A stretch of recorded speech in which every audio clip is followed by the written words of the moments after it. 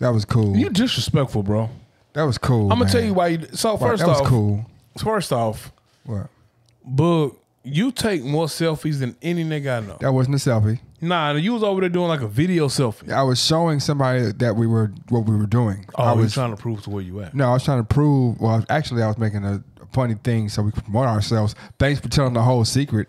I'm trying to promote the show, and you trying to put me on blast like I'm sending. Come on, man. Come on, man. I'm just saying, bro. Come on, man. I'm just saying, bro. They say that we have a good rapport or whatever. Who said that? Several people. Like when the show comes up, Yeah. First off, man, I want to say, bro, you got to stop with the love of boogies, man. you got to stop. You got to stop, man. Why? Is for the love of Boogie getting Boogie in trouble? No, not that part. It's like that.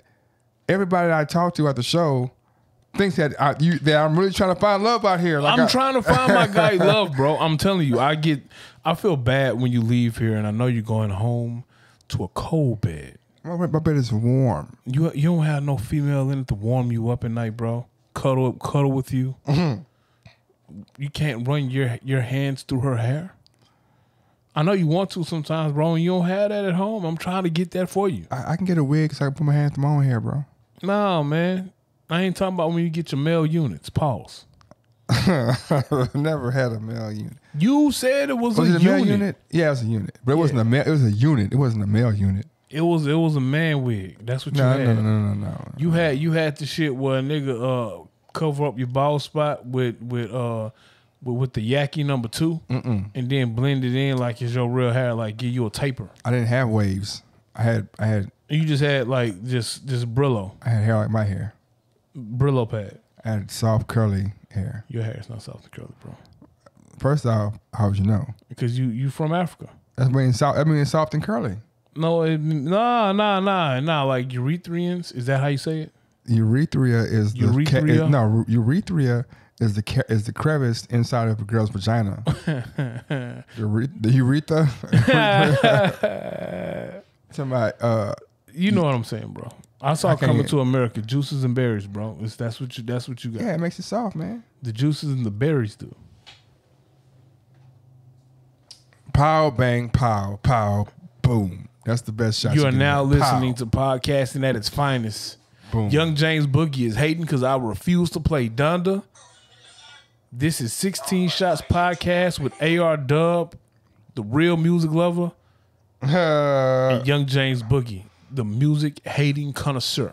Okay, so how you feeling today? What music hate you got today? I got love, man. I got love for all the. You know what? No, I got some critiques though, but we can talk about it a little bit. I know you don't want to talk too much about it. No. I saw that you started the day off bright and early. You know what I'm saying? Bright and early. Man, like I started my day off in Atlanta. Yeah. So it's an hour ahead of H time, yeah. and I'm sitting in my terminal waiting on my plane. Yeah. And I look at my phone, Facebook. Yeah. And you started the certified lover boy hate early. I mean. So give us your certified lover boy slander. I'm assuming you don't like Drake's latest project. I know. That's all right. That's pretty cool. It's pretty cool. It's what you expect from Drake. Yeah. I feel like I was let down a little bit because there was a lot of hype around this. I mean, you start putting hearts inside your type of fade. I expected a little bit more from Certified Lover Boy. And he fucked up like a Houston iconic tune. I ain't like it. Yeah, I see what you did there. Buying that cheap liquor, man, you get cheap liquor problems, man. So I should push it down, huh? I mean, yeah, a little bit of cork ain't gonna kill you. Pause. But now you gotta finish the bottle. Like right now, just take it to the face. Pause. I said pause. What's going on with you, man? What?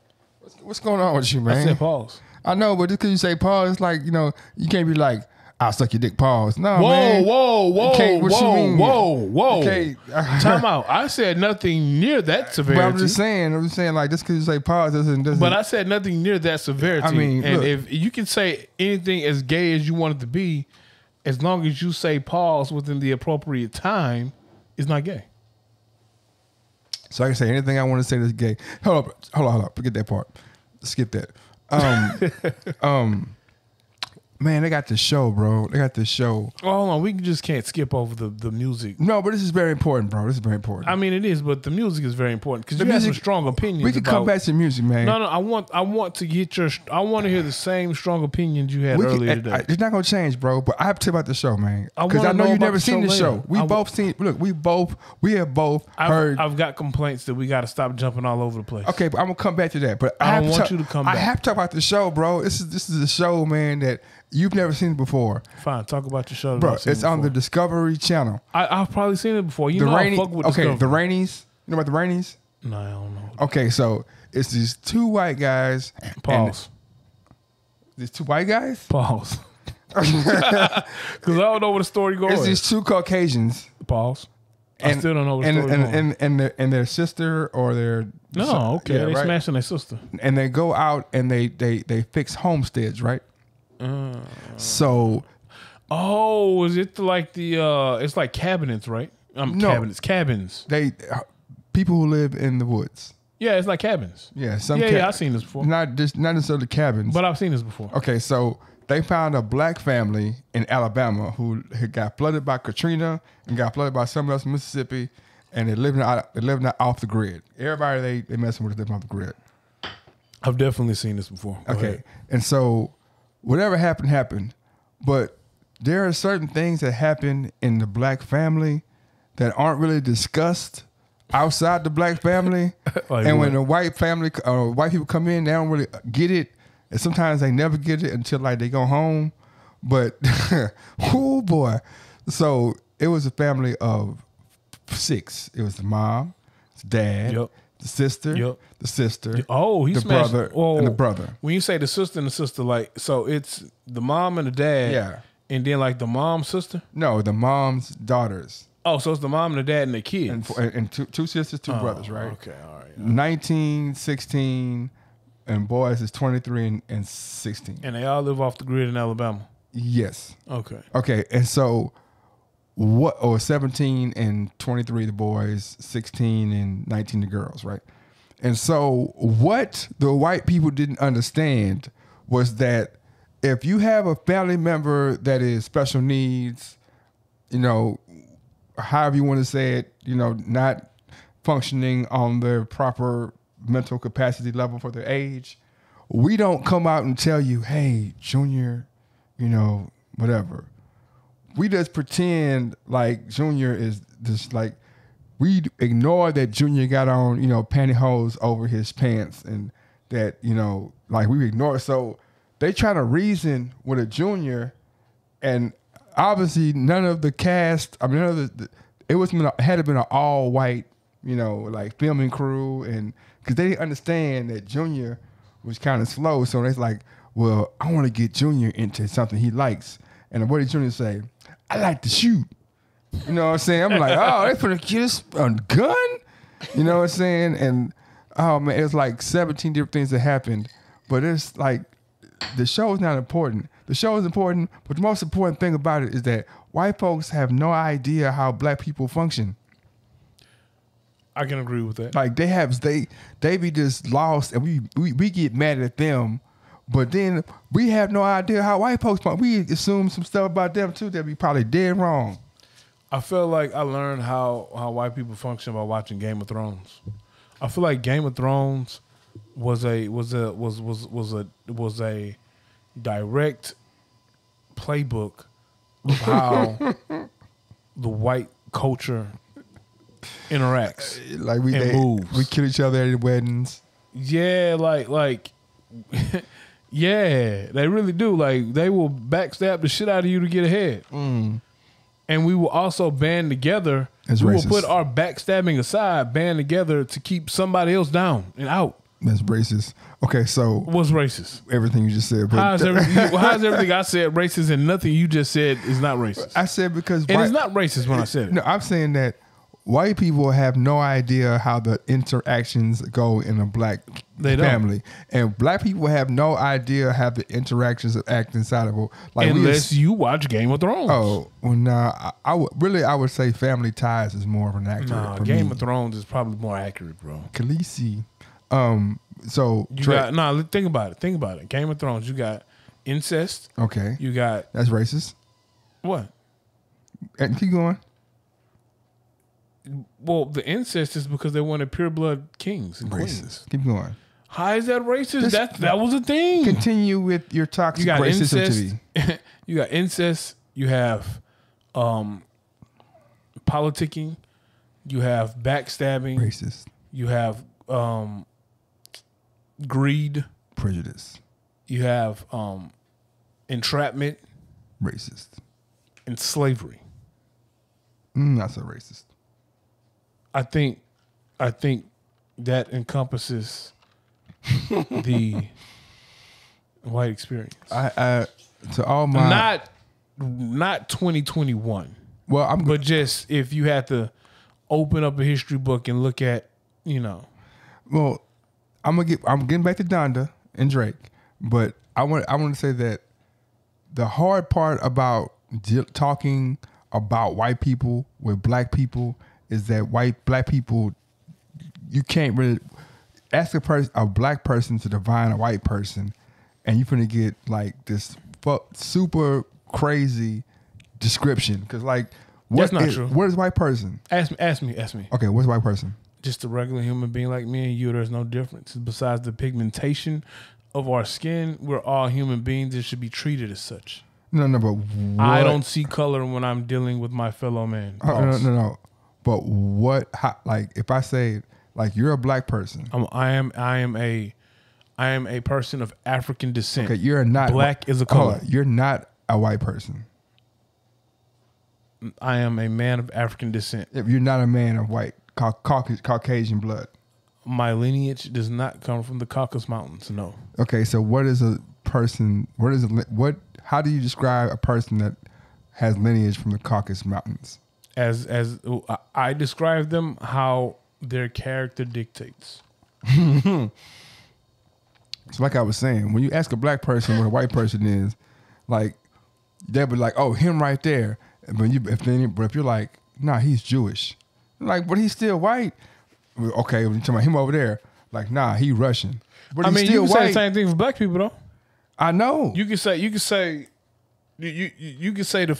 ask me who a black person is, and they point at someone and be like, "Oh, I'm not black. I am Nigerian." Or, "Oh, I am not black. I am from Uganda." That's not true. I am not black. Black is a color. That's not true. I'm from Morocco. That's not true at all. Yes, it is. No.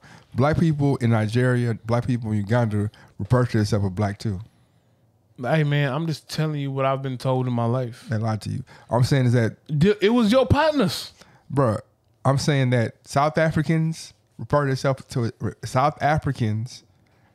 themselves as black people. Okay, get to your point so we can talk about the music, bro. So what I'm saying is that black people that I know most of the time have horrific descriptions, and I don't mean bad, but you can't put a nail, or if I was a scientist and I try to get the definition of white person from a black person, I couldn't. I'd be like, man, you just named every other person besides black people. I don't know white culture intimately though. I mean, I know some. I know some, but I don't. I can never know the inner workings. So in 2021, is there really a such thing as white or black culture? Yes. I feel like the cultures have merged so much. I think they have. No. Yeah. Are Russians white? See, point proven, bro. Well, I don't know. I'm asking you. Because they're Russian. Are Russians white? I mean, technically, yes. Okay, so no. The answer is no then. Or are Spaniards white? No. That's a good question. What kind of Spaniard? From Spain. I would say no. I mean, they have blue eyes and blonde hair sometimes. Are Serbians white? Serbians are Serbians. They're not white Serbians or black Serbians? Well, I mean, are they fair skinned? Some are, most are. Are there any darker skinned Serbians? Not from Serbia. Oh, well, I guess they're white. Then the answer is no again, because the Serbian culture hasn't merged into the big, the Russian culture hasn't merged into, you know what I'm saying? So no. There's also a piece that I only can speak for American culture. I'm going to get you on that one too. There's no getting me on anything. There's no right. First off, there's no right or wrong question to this, because all these questions that you're asking is literally someone's evaluation of their life experiences of what they see. People can evaluate things wrong. Who are you to tell somebody? I evaluate your hat is green. I evaluated your hat is green, sir. Then your evaluation. He has on a navy blue hat. No, but I evaluated, and in my experience, that's green. I can't tell you you're wrong. But okay, what color's your hat? I can say that my experience has taught me that my hat is navy blue. My experience meaning the motherfucking right way. But I was gonna say, why are you so hell bent on proving someone wrong just because it doesn't line up with your way of thinking? Check this out.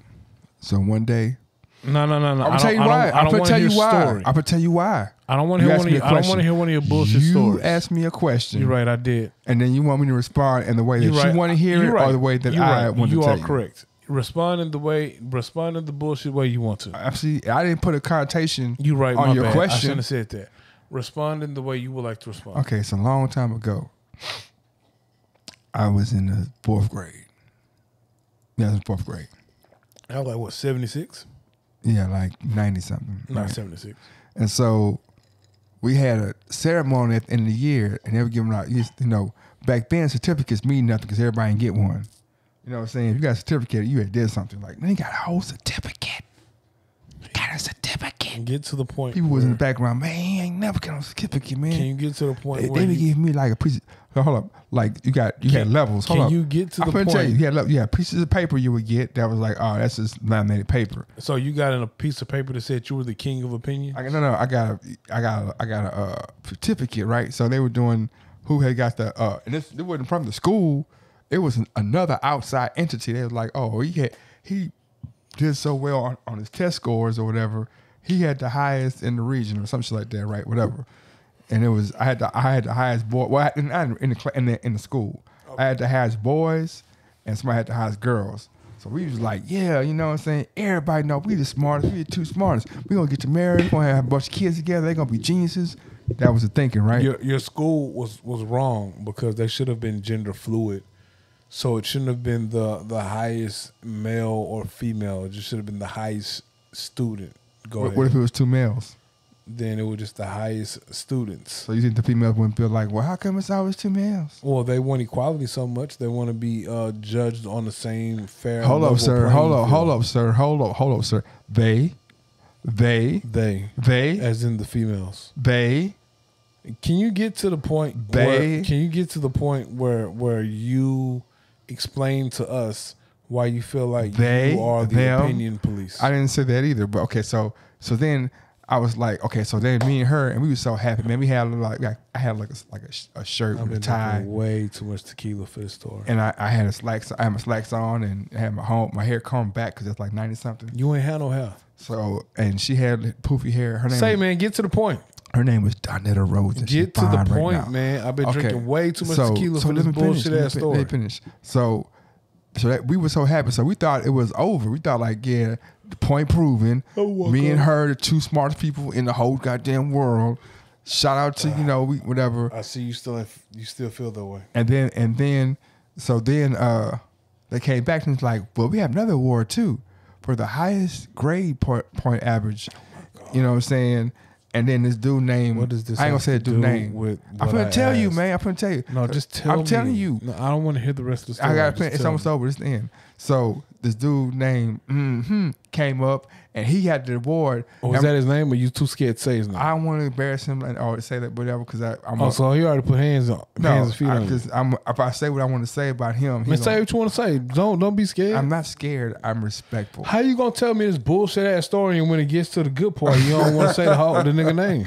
This guy, whatever, he might be dead. I don't know. But anyway, so whoever his name was.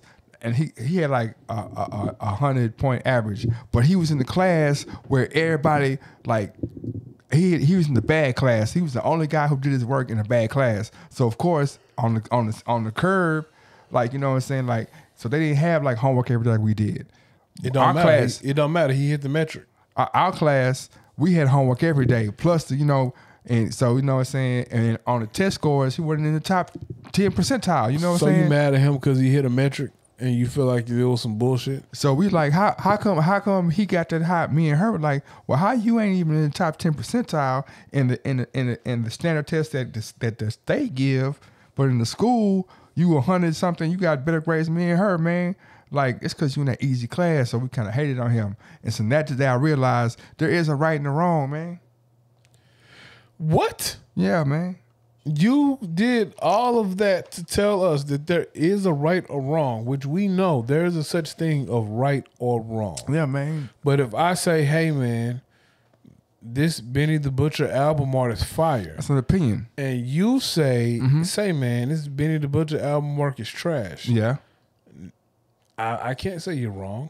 But we're not talking about strictly opinion. We're talking about metrics of measurement and metrics. No, what you're talking about is actual metrics and data. Yeah. But if you can't tell someone the way they perceive a situation is wrong. Bruh, I just told you your hat is green. And if you want to say my hat is green, it's fine. So you're going to tell me And I bet that you can find some green inside of my hat. Whether it takes a hint of green to make a certain color that is displayed on my hat, that's fine. Watch this. Okay, watch this. I don't want to watch it. I'm gonna show you how. I don't want to watch it. I'm gonna show you how your theory is wrong. How you gonna tell me my theory is wrong? That's what I'm keep trying to tell you. You think that you can't tell people that everything is wrong? You keep telling me that people can say whatever they want to. I didn't say you could say whatever you want. That's exactly what you said. No, it's not. Your whole theory about Donda is wrong. Explain that. Let's go. What's my theory? It's wrong. But what about it? What part? Everything's wrong. Well, please explain to me the part that is wrong. We can explore that. Everything. Your whole thought process about Donda, whatever you're gonna tell me about it, is wrong. Well, see, what you're doing now is you're jumping the gun and giving me a theory before you heard anything. No, I saw your little IG post. So you went on, not IG, but Facebook, and I wanted you to talk about it in your words. In my words, man. I want you to tell me in your words. Your Facebook post. You want me to read your post? You can read the post, man. Let me read the post. It's eloquent. I see the type of games you playing. Loquacious. I see the type games that you decided to play today. You know what I hate? When people like, I see the game you playing. He was like, "This ain't no game. This ain't no game."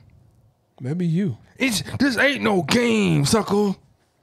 Which one of your aliases did you even type this on, bro? First off, I have no aliases. There's only one James Boogie. Man, you got like 10 pages. One. You got like JB Artwork. See, that's JB Coach Artworks. JB. Coach JB, that's for work. All right, so 12 hours ago. 12 hours ago. Damn, you posted. Somehow Drake has stolen another H-Town classic song and played it off as his own and nobody saying a word. I actually agree with that, so I'm not going to bring that up. Let me see. See what I'm saying? 14 hours ago. Okay. Drake is just making better versions of his previous album. 14 more hours ago. Drake album is not better than Kanye's album. Drake album is dope, but comparing it to Donda is crab in the barrel shit. Yes, crab in the barrel. Drake made a hip-hop album that is easily digestible to radio-friendly ears. Sure. Kanye made a piece of art. Yeah. So explain to me, A, how come Kanye made a piece of art, but Drake didn't make a piece of art? And B, explain to me how, if I say I like Drake's album better than Donda, that's saying that I have a crab in the barrel mentality? Because, to be honest with you, there are other albums that came out this year that were fire or that had. That is true. So why would I immediately try to pit the two closest that just came out? A, they dropped in the same week. So B, they've been rivals going tit for tat for the past couple of years, maybe. So, and they had album drop over the last couple of years. C, Kanye is the nigga who just leaked Drake's address. Drake ain't leaked Kanye's address. Why did Kanye do that? I don't know. You tell me, Professor Boogie. I'm not sure. I know. I did, student of one Kanye West. I want to know why, if I like Certified Lover Boy better than Donda, that's a crab in a barrel mentality. No, I'm saying that going at the situation like, oh, well, yeah, I'll tell you why. Why does it have to be? Why is the metric of why mine is better because it's better than yours? Say that again. Why is the metric saying that, oh, my album is better than yours? But why is that the metric? But you said Donda's better than Certified Lover Boy. So why is it that you can use a metric that says Donda is better than Certified Lover Boy, but I can't use a metric that says Certified Lover Boy is better than Donda? When I do it, are you ready? It's crab in a barrel mentality. No. When you do it, are you ready? It's okay. Are you ready? I'm ready. Okay, the only reason I said that Donda is not better, not because I was comparing the two, but I was saying it because of the comparisons. I was not saying it, and I can understand how you can. I can understand what you're saying. I wasn't coming out like, oh man, that's it. I was just saying like, and I even in there I said, look, I put this out here because I didn't want to answer 100 different texts or posts individually. So I'm gonna just put, because people know I like Kanye, and so people say stuff and they be like, Boogie, check this out. And so instead of me having to go on everybody that I know personally who has a Kanye or a CLB take, I put out a response. So I can definitely understand what you're saying, and you're right. You're 100% right. No, I can't just come out. I can't say that I can say it, but you can't say it. But in the instance what I'm doing, like I said, I was responding to other people more than me coming out and saying it. And the reason why I can say it's better is because I and not that it's better because I'm right, but I'm just saying that the metrics that I'm using to judge are universal metrics, and they're measurable. You know what I mean? I'm not talking about sales or opinion. I'm talking about, well, Drake has used these tactics on his last albums, and he's using the same tactics on this album, and that's great and wonderful, and it's dope. But if we're talking about, mega star, huge artists, and if the measuring stick is like, oh, you just did better than the last time you did it, or you did the same thing you did last time but better, and I'm saying I created something brand new. Well, how can the replica or the replication be better than the original? So what's the metric that you're judging? I'm judging on originality, on content, on musicianship, on verses, on impact, on those 5 things. So impact, versus, musicianship. I mean, impact versus impact, they're equal. Those metrics are all opinion based. Not really.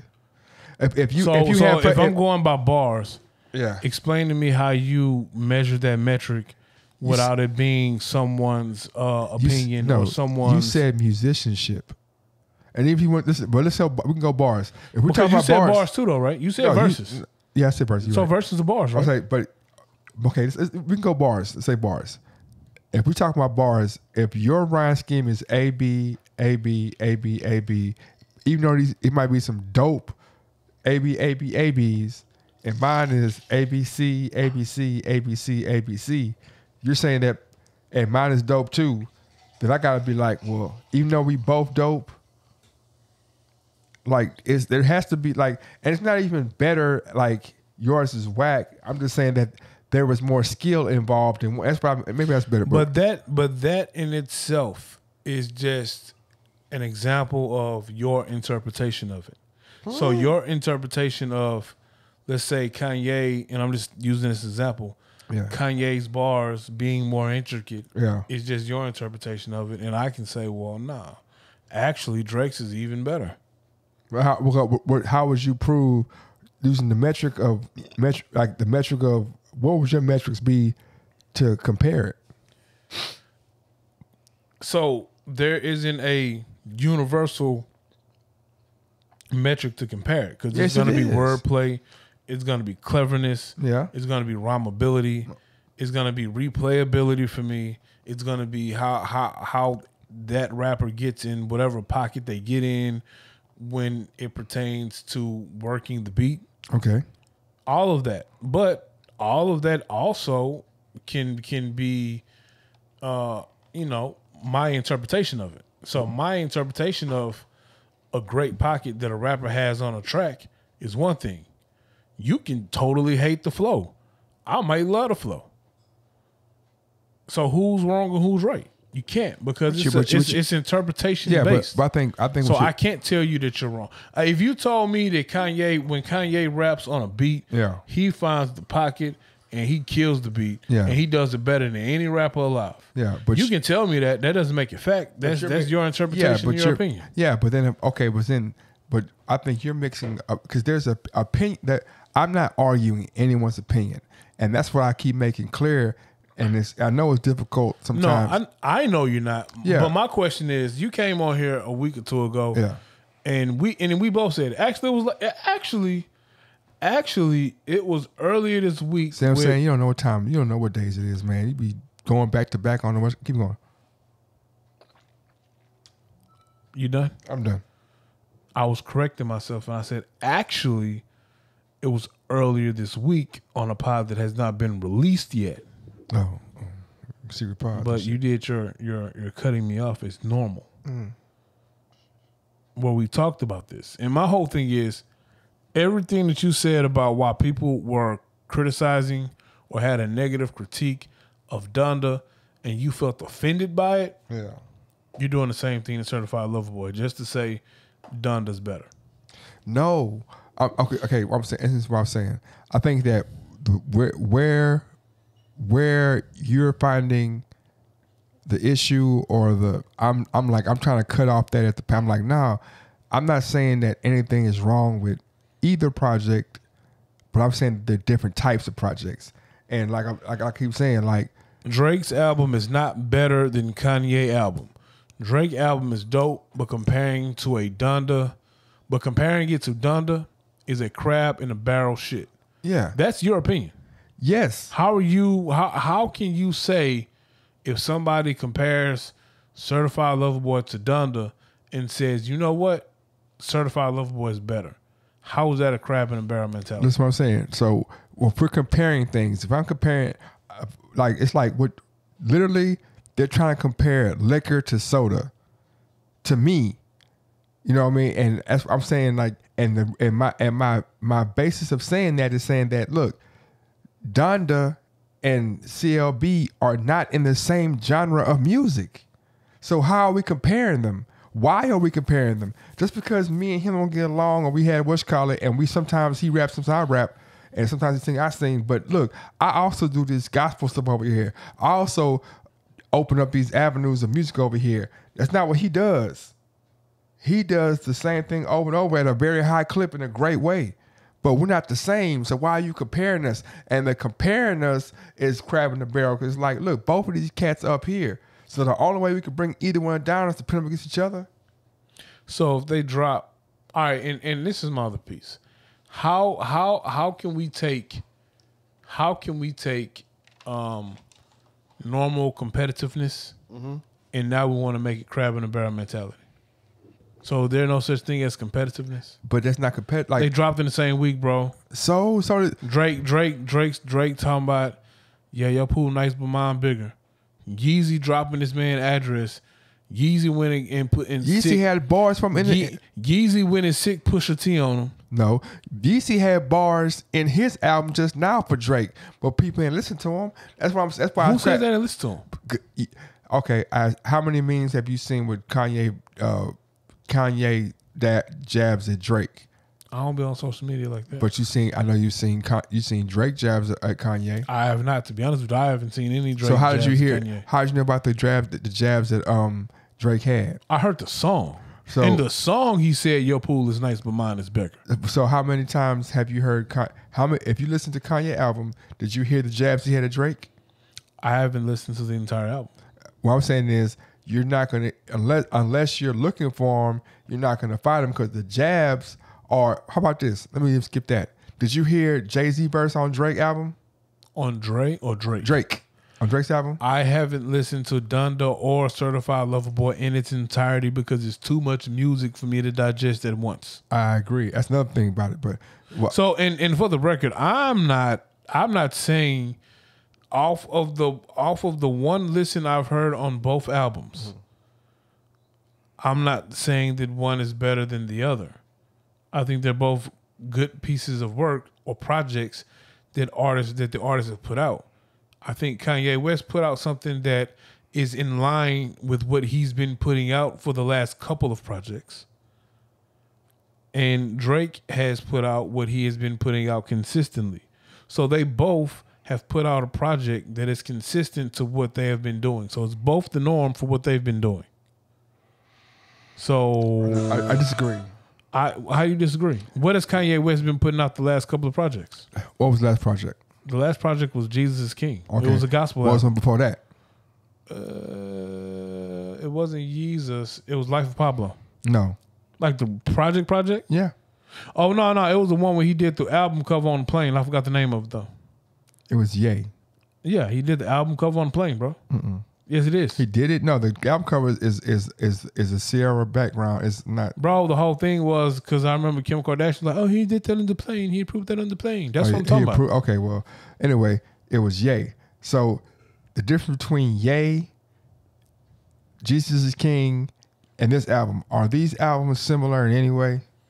Yes. Name one similarity. Because he's been on his inspirational music lately. It started. And It Ye, really all started with Sunday service. Now I don't know. I don't listen Ye. to it. If you let me finish my point. Keep going.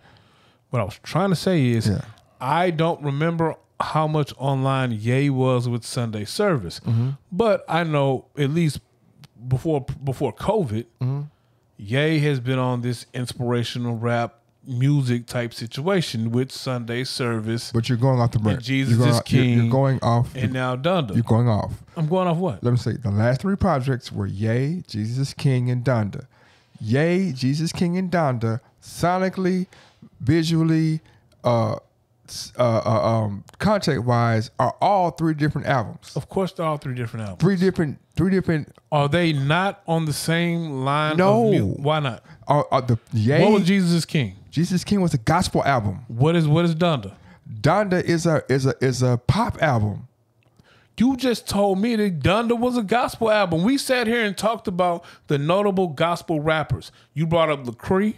No. No, it's not true. Listen. Asked me a question. I asked you a question because I said, when we talked about the differences, I said, yeah, Drake's is normal Drake hip hop. This was a rap album. This was a rap Christian album.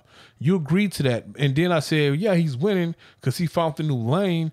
It ain't a lot of like mainstream gospel rappers. And then you start telling me which mainstream gospel rappers there were. Okay, check this out. You can't tell me. Please. No, let me finish. Go ahead. You can't tell me that Sunday Service, Jesus is King, and Donda is not on the same lines of music. It might be Service different. On the album, bro.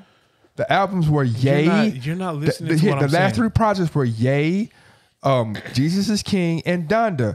You're not listening to what I'm saying. No, you're not. You're trying to change the conversation. I'm not trying to change the conversation. Let's slow down. We asked you. The question was, what was the last three albums? No. What was the last three albums? That was not the question. What was the last three albums? The question was not the last three albums. But you said that the initial question was not the last three albums. The initial question was, you were saying that it wasn't a question. I made a statement. You made a statement and you said that they were doing the same thing. I was like, what was the last three albums from Kanye? And I told you what the last three albums were. All three of them are different. The Ye was the 7 album thing he did, and he was talking about mental depression, and he was doing, it was a rock album. The next one was Jesus is King, which was a gospel, a classical gospel album.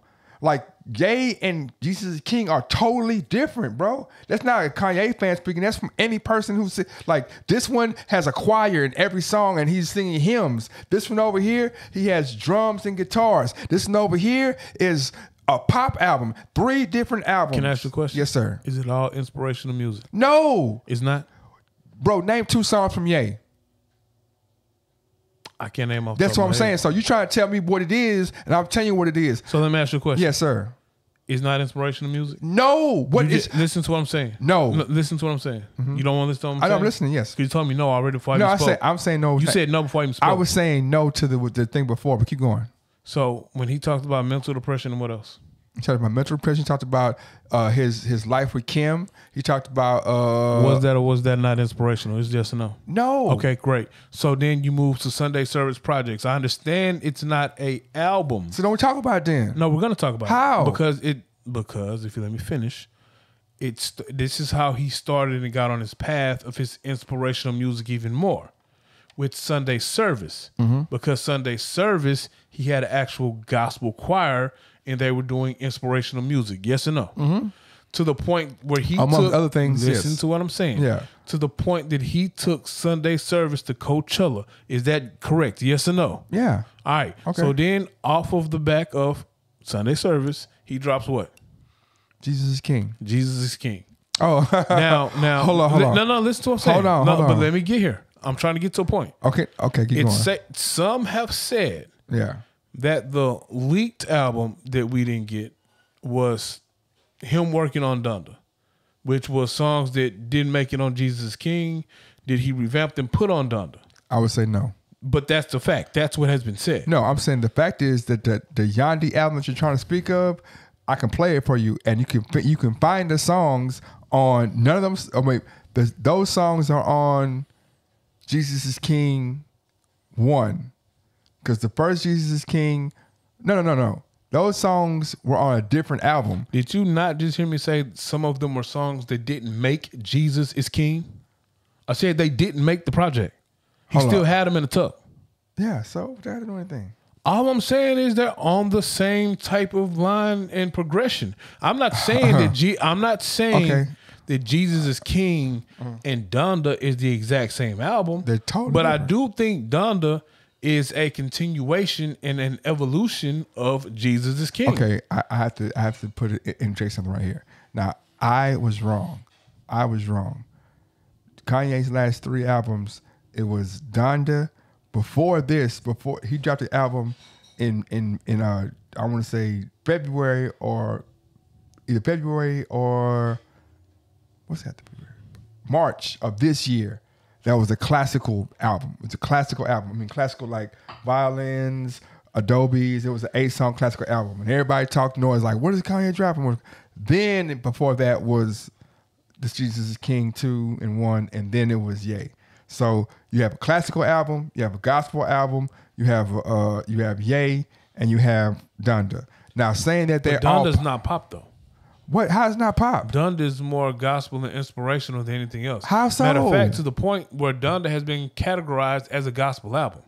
Okay, hold on. So, Donda has been categorized as a gospel album. come on, man. Donda has 3 gospel cuts on it. It has 3 gospel cuts. Yeah, it's in hip hop. Keep going. Donda has 3 gospel cuts. You don't have to look it up to know that it got Hey, 24, Come See Me, and Donda. Them are 3 songs that have gospel heavy elements in them. So what is Donda classified as? It's I don't know. No, I'm asking you because you told me it wasn't gospel and you telling me it's pop. So It what gotta is be it pop, classified bro. as? It gotta be pop. So if I look up Donda, it's gonna tell me it's classified as pop. It gotta be pop. It has to be pop. Or Well, how would it be? How would it be gospel? Name it. No, I'm asking you. I'm asking you. Yes, to tell you. I'm telling you. I'm asking you because you're the expert. I'm not. Who said I'm an expert? But I'm saying that. What I'm saying is, look. If you call Donda, Donda is nominated for an award, yeah, what category will it drop in? Depends on what it sells and how. Because if it's gospel and it sells 5 million copies, it's gonna be in pop. So if it's gospel, but it sells 5 million copies, it's going to be in pop. Anything that goes like to a certain number becomes pop no matter what it is. Okay. That's the truth. Because it's popular music. Exactly. So what's the category that it's going to be found in iTunes?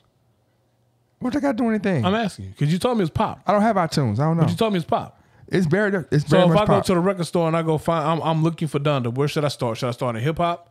Should I start in gospel? Should I start in inspirational? Should I start in R&B soul? Should I start in pop? Where should I start? Okay, you should start wherever they put it. No. But you're telling me what it's not. So I would like to know what it is. My question is this: I want to know what it is.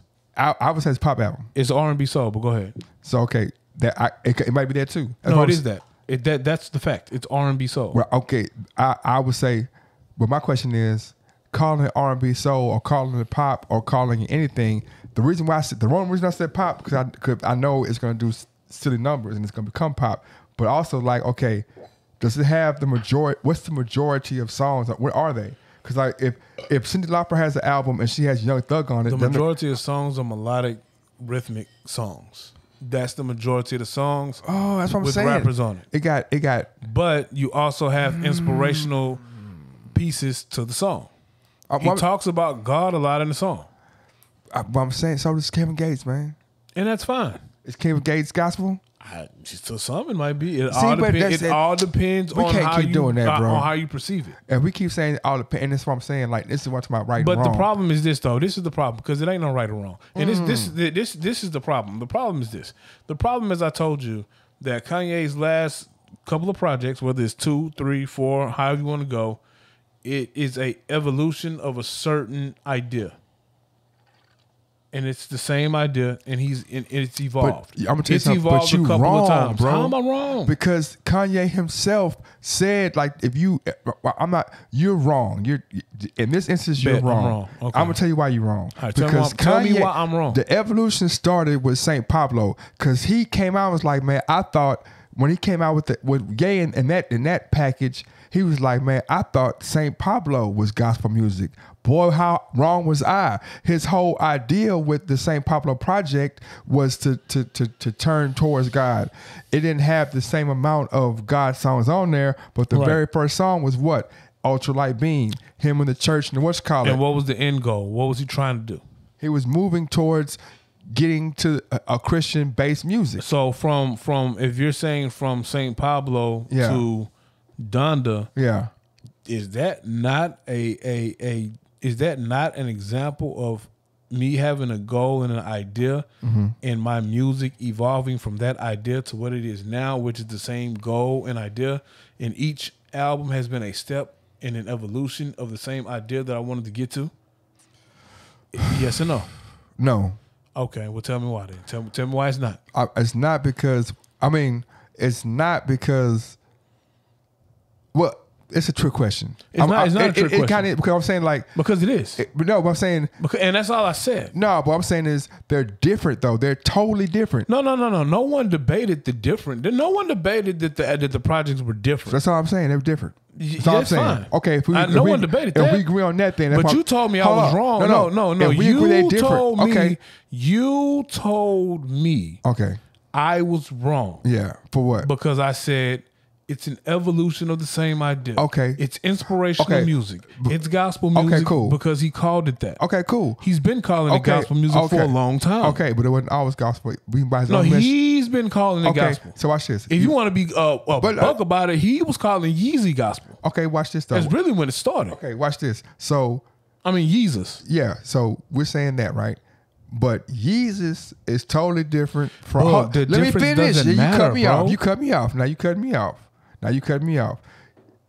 Yeezus was totally different from Ye.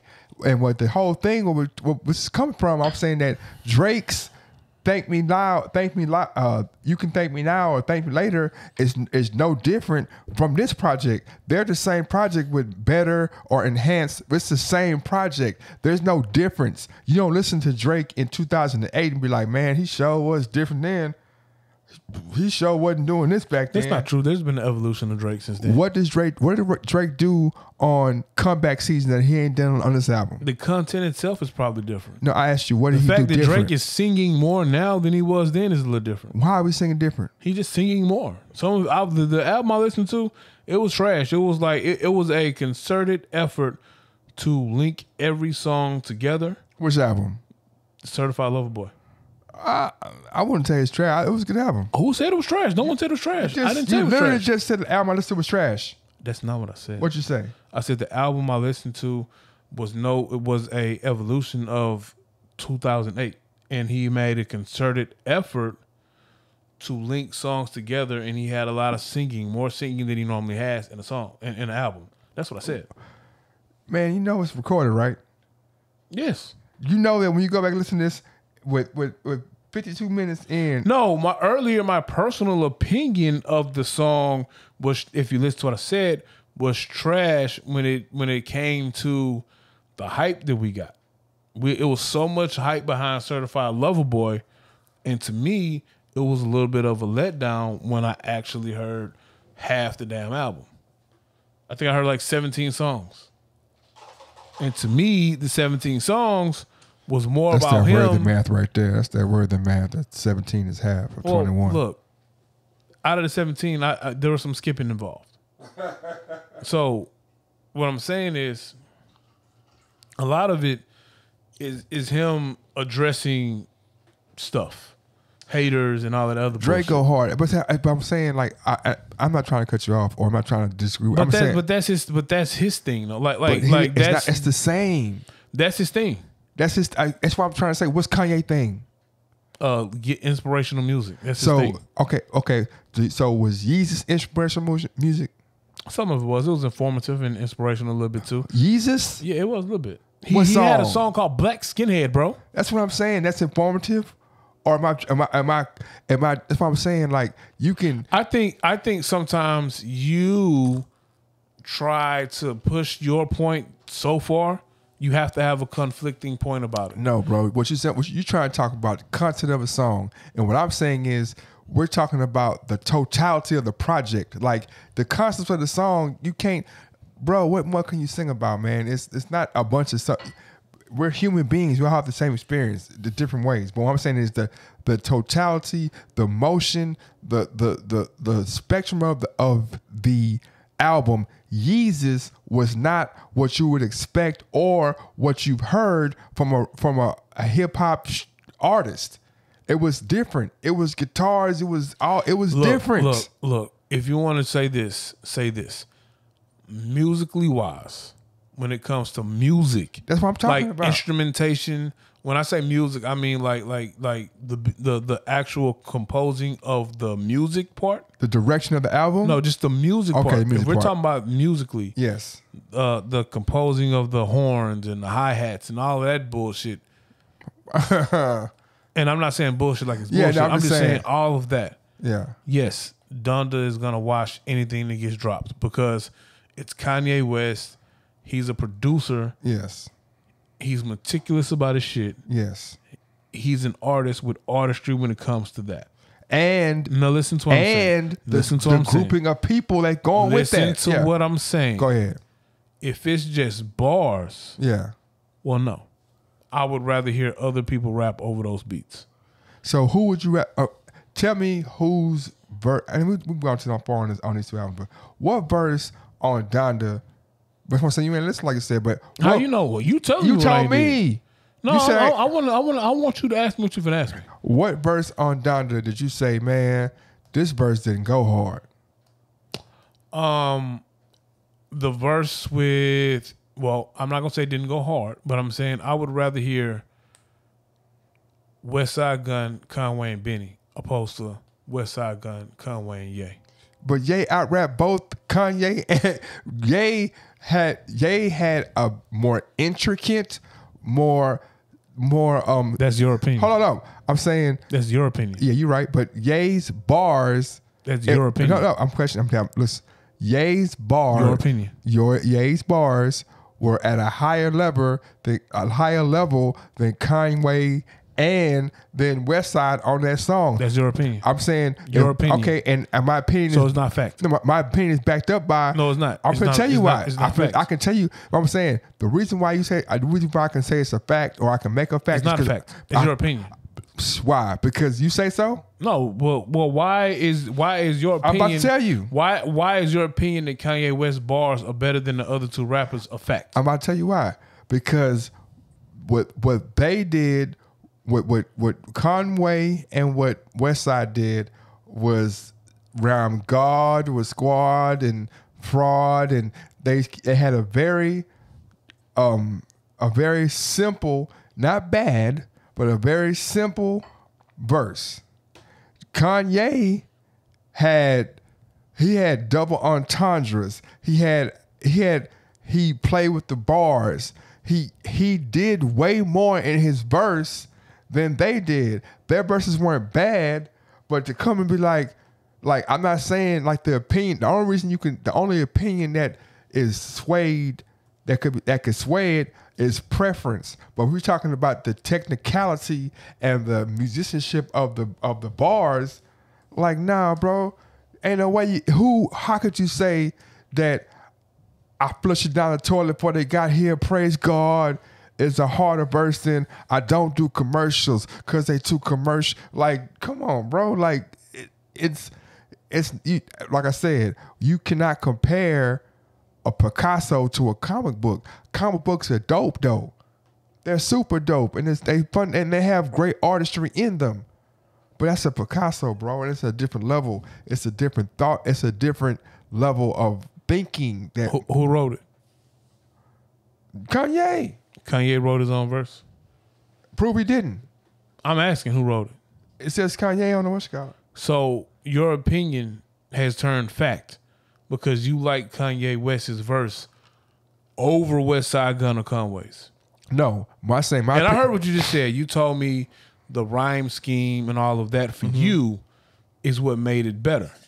But what if I told you, to me, West Side Gun's verse was better? Then I would say that we just have different opinion. That's right, it. but I can't say that you're wrong for having that opinion. No, So I'm not calling you wrong now. No. Yes, you are though. I'm telling you is because you said you started your statement with saying, "Well, let me tell you why it's fact and you're wrong." I'm saying the facts that I'm talking about, I prove those.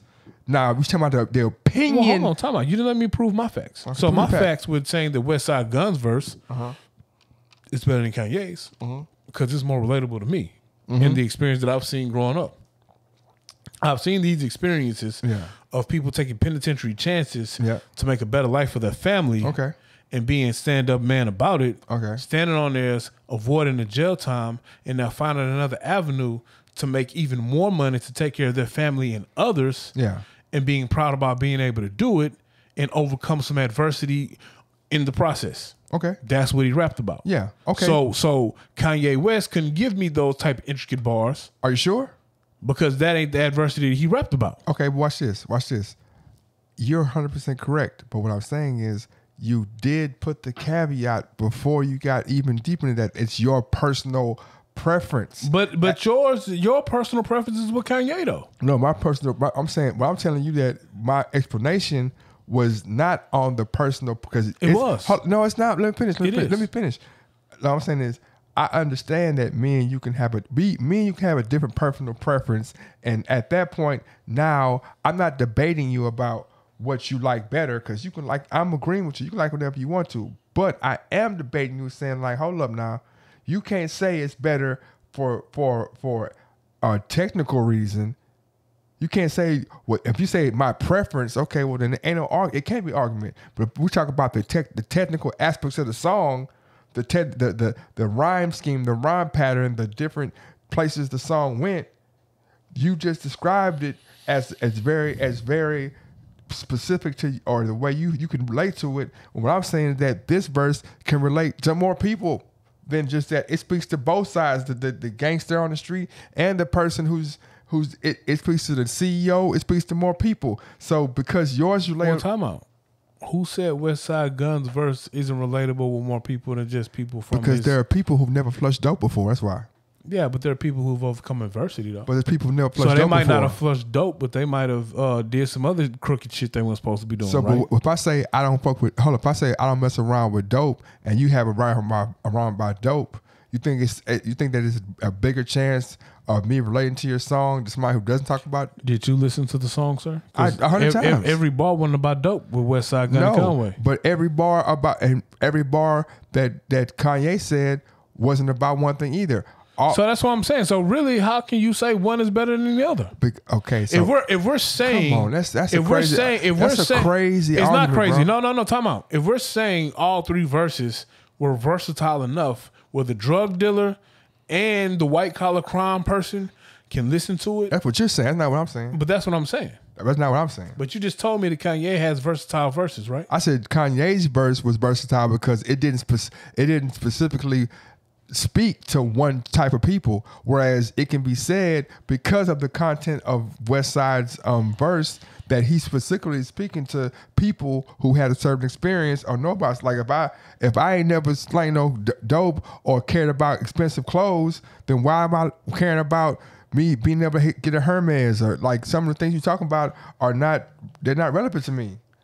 But if I don't believe in God, how is that relevant to me? But you're skipping over what we're talking about. No, I'm not. They all talking about God, so that's the normalization from all the verses. That's the linking point. We're all talking about God, so you can't say if they don't believe in God, they don't believe in none of the verses. But you can't tell me that Kanye West factually goes harder than the other two guys on the track. I didn't say that. You can't because there's no fact in it. It all I didn't say that.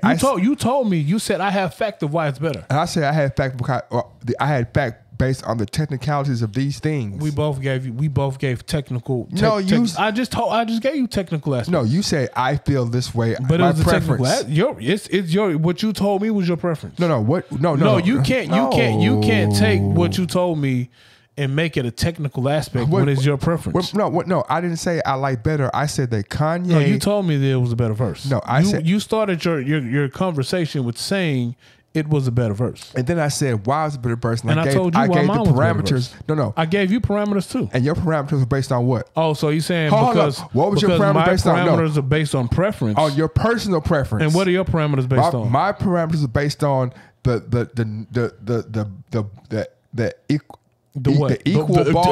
equal bar of rap. All right, go bar for bar. Bar for bar. Tell me, go spit it to me bar for bar. The verse? Yeah. I can't spit it bar for Why? bar. If you know how intricate technically it is, and you broke it down to the point to say that Ye is more technically sounded than Conway or West Side, give me bar for bar. Why? That is the craziest. It's not the craziest thing. That's crazy. If you're gonna sit here, that's crazy, bro. No. That's crazy. Time out. That's crazy. If you're gonna sit here and tell me that's crazy, if you're gonna sit here and tell me technically, that's it's better, crazy. If you're gonna sit here, bro, that's crazy. If you're gonna sit here and tell me technically it's better, how come you can't tell me why technically is better? Bro, that's crazy. Why you can't point out at least one bar? I just told you. Give me one bar. Okay, when he said. Give me one bar. I'm finna give it to you. When he said, I don't do commercials because they too commercial. All right, give me a bar West Side shout out that one harder than that. Nothing he said to me was better than that. So nothing he said to you was better than that. Why? Why is nothing he said to you better than that? Tell me why. Okay, nothing. I'm gonna say it. Say it slow too.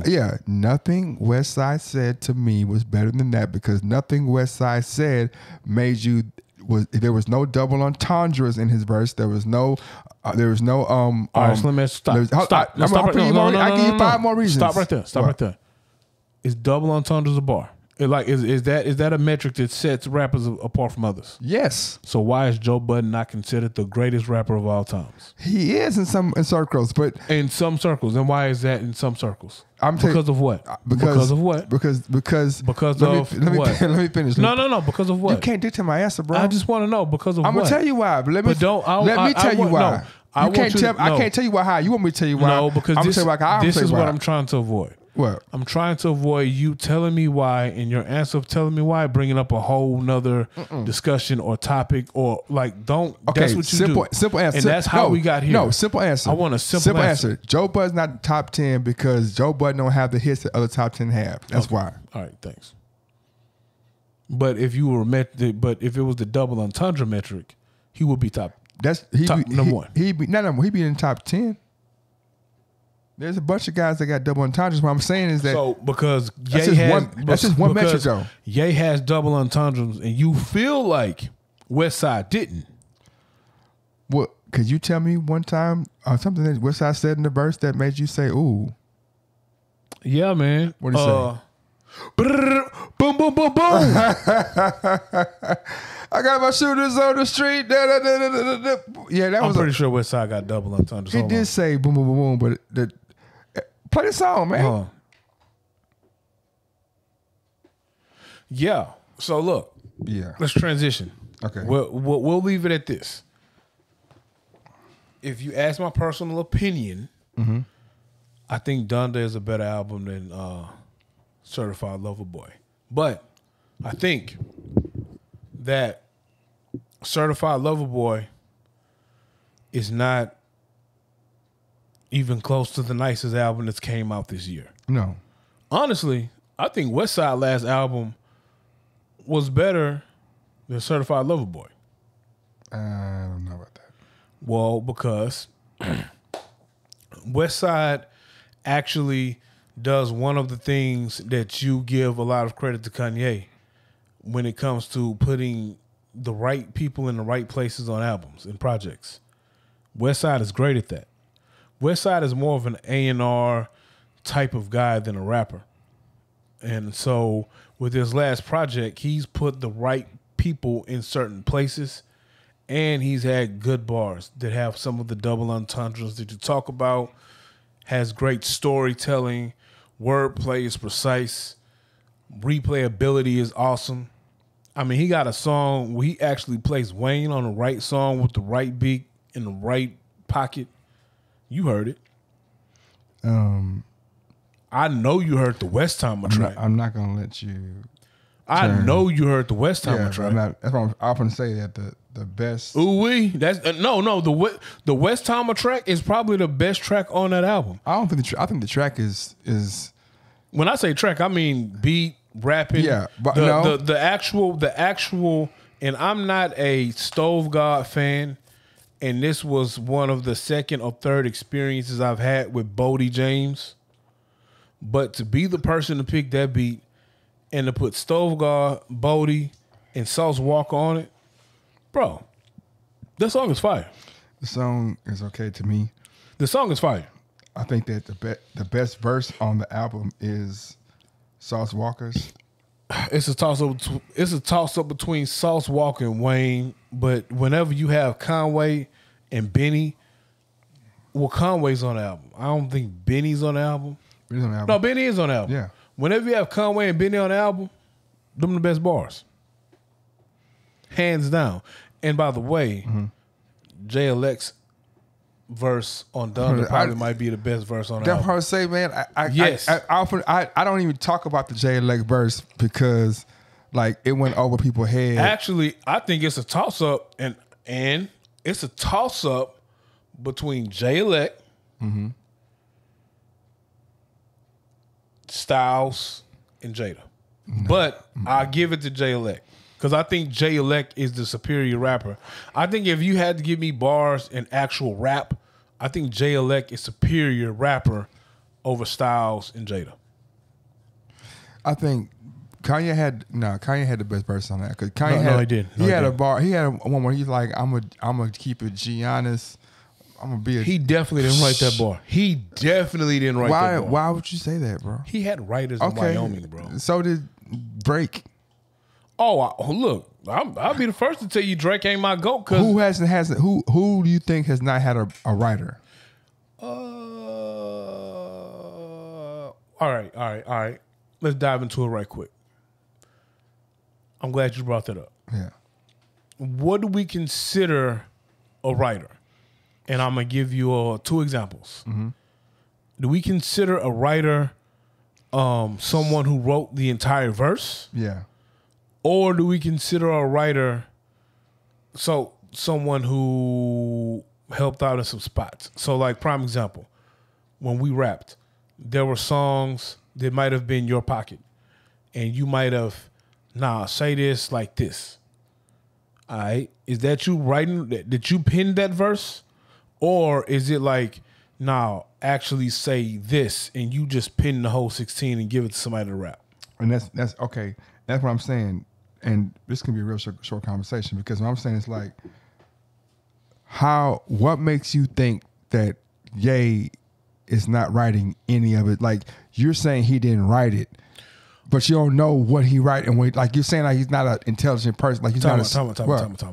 My question wasn't saying, because if you heard the complete thought. Yeah, I'm saying like I'm not saying that Kanye is less of a writer than Drake, because it's been said Drake has ghostwriters. But that's what I'm saying. For both of them, for either anybody, like Drake has said he's ghostwritten for Ye.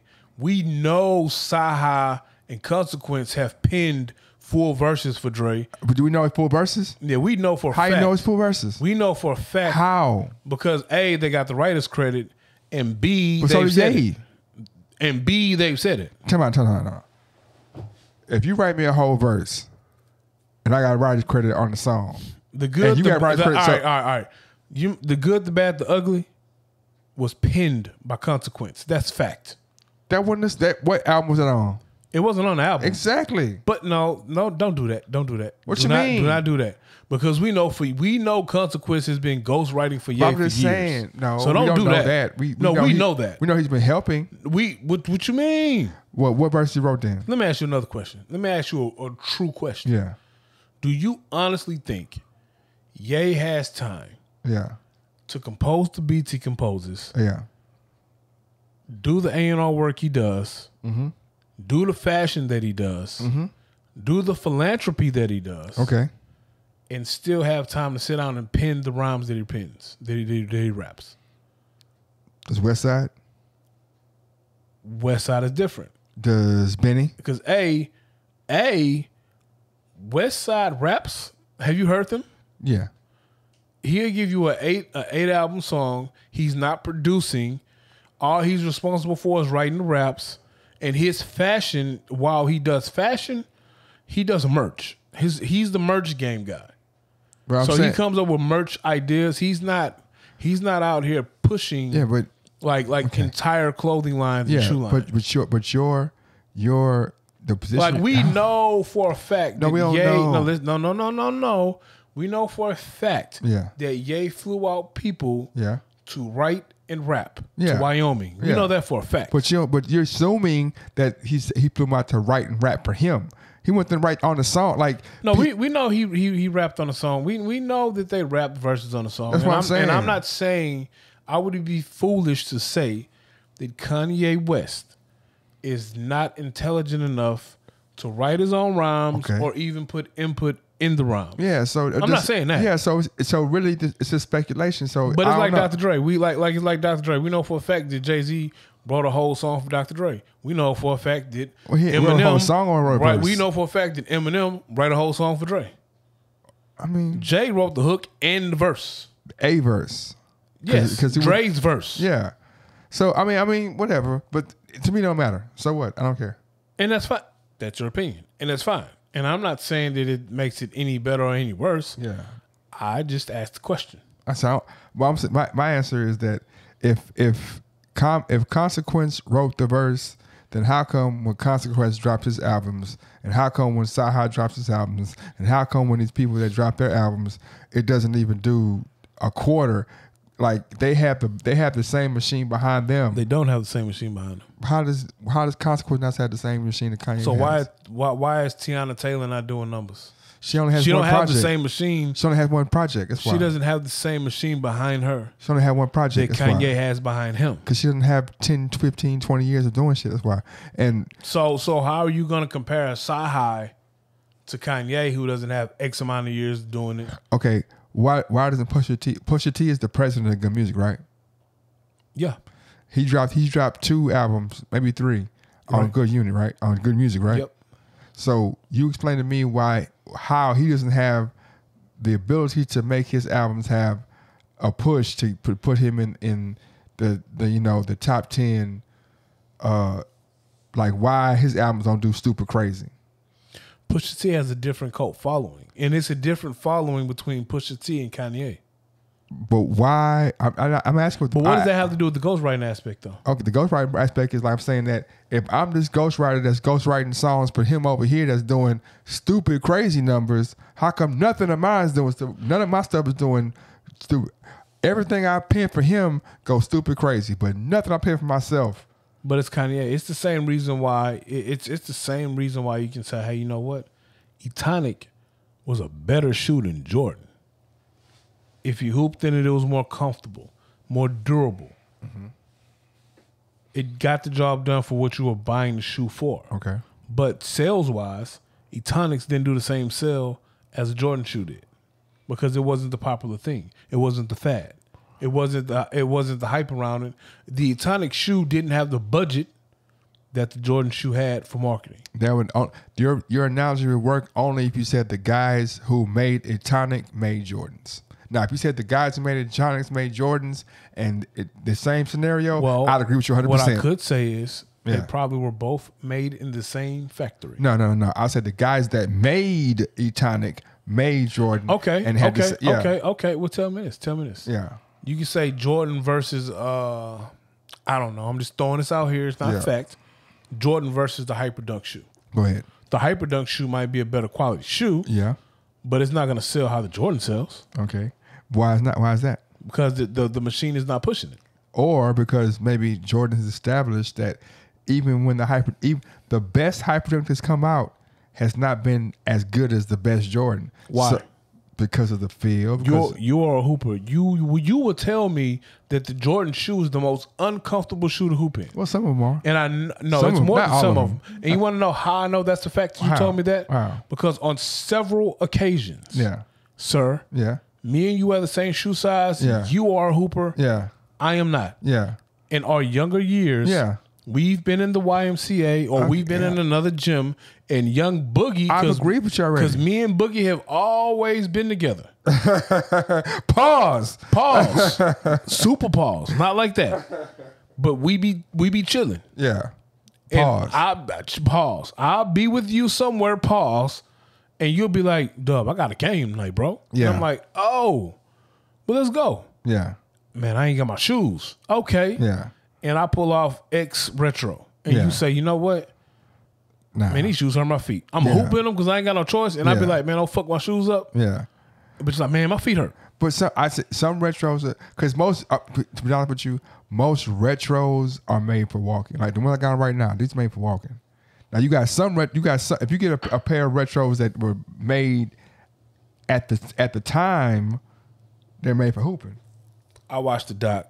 Jordan 1s made Jordan feet bleed. Yeah, definitely. They sure did. Made mine bleed too. I'm not a hooper, and I would never hoop in Jordan 1s. I'm not a hooper, but I've had a pair of Team Jordans. I ain't gonna lie though, them new ones with the gum soles, them things are soft as baby ass. Look, I've had Team Jordans. Yeah. They are the best Jordans to hoop in. Most of them are. When I was actively hooping in middle school and early high school, the 11s, while they looked nice, they were not comfortable to hoop in. And I'm under the impression that whatever shoe Jordan and Pippen was hooping in was a better shoe than what we bought in Foot Locker and Foot Action. Of course, yeah, of course. All right, but so, let's move on. Move on. I got to talk about this, man. Sha'Carri.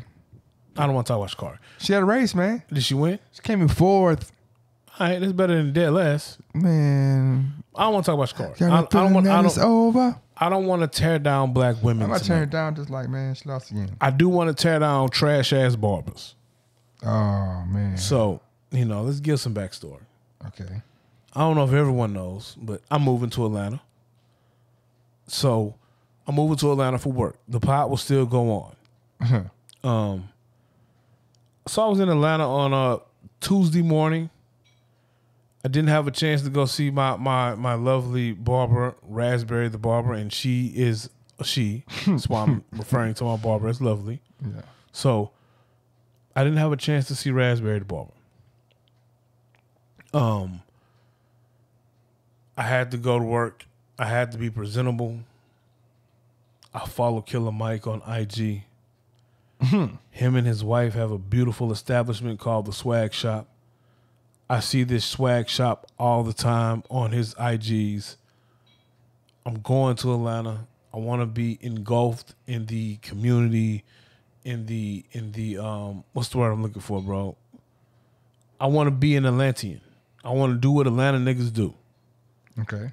I go to the Swag Shop website. Some of these barbers, they be having stupid prices. The Swag Shop, $35. Okay. Around the same, price I pay. So I'm like, all right, I'm going to go to the Swag Shop. I'm going to check it out. I don't know anything about these barbers that are in the Swag Shop. So I don't just pick a I don't pick a barber. Yeah. I click on the appointment. I said, man, I'll take the first available. If they cutting in this establishment that Killer Mike pushes, they got to be fired. So, Swag Shop opens at 10. Homie had availability at 9:30-ish. I was like, maybe homie just likes to work. I forgot his name. And if I wouldn't tell it on the pod because I don't want to, I was going to tell some, man, you're going to get us. I ain't scared of these niggas. I'm from Houston, bro. You're going to be there. Man, I'm from H-Town, bro. I ain't scared of these niggas. I'm going to get. So, I go to the barbershop. I get there on time. He's cutting someone with dreads in front of me. The young man with dreads taper looks fine. I'm not worried about it. I sit down in a chair. He asked me what kind of cut I want. I told him, hey man, I want a low fade. Even me out at the top, pause. In my mind, I'm thinking he's gonna cut the low fade. Like the low fade. You from H-Town, you know what a low fade is. You a H-Town nigga, you either get a low fade, a taper fade, or a south side fade. True. Them the three fades you get. I told the nigga I want a low fade. So I thought I was gonna have a low fade, long hair type situation for similar to a taper. A low fade, long It's hair. a lower fade, bro, but you even it out around. Okay. You know how you usually get the taper fade? It kind of goes around. Taper fade. Yeah. I mean, it's been such a long time. My bad. So. You ain't had hair in a while, so you don't really know how. You don't. This ain't your struggle. No. I know. So he started cutting my hair. And have you ever been? Well, when Yeah, I 15 years ago when you were getting a haircut. That's how my hair got. Like really, honestly, I told I had the same haircut. I was like, look, man, give me an even all around, man, an even all around. I'm having. And you start seeing more hair on the apron than you should have been seeing. Yeah, man. Yeah. I'm like, man, why is you like? Because I'm even all around. I mean, in some places you're not gonna really cut. You're just gonna trim. You know what I'm saying? And I feel the zzz, and like, why is you cutting there, bro? That place don't need to be cut.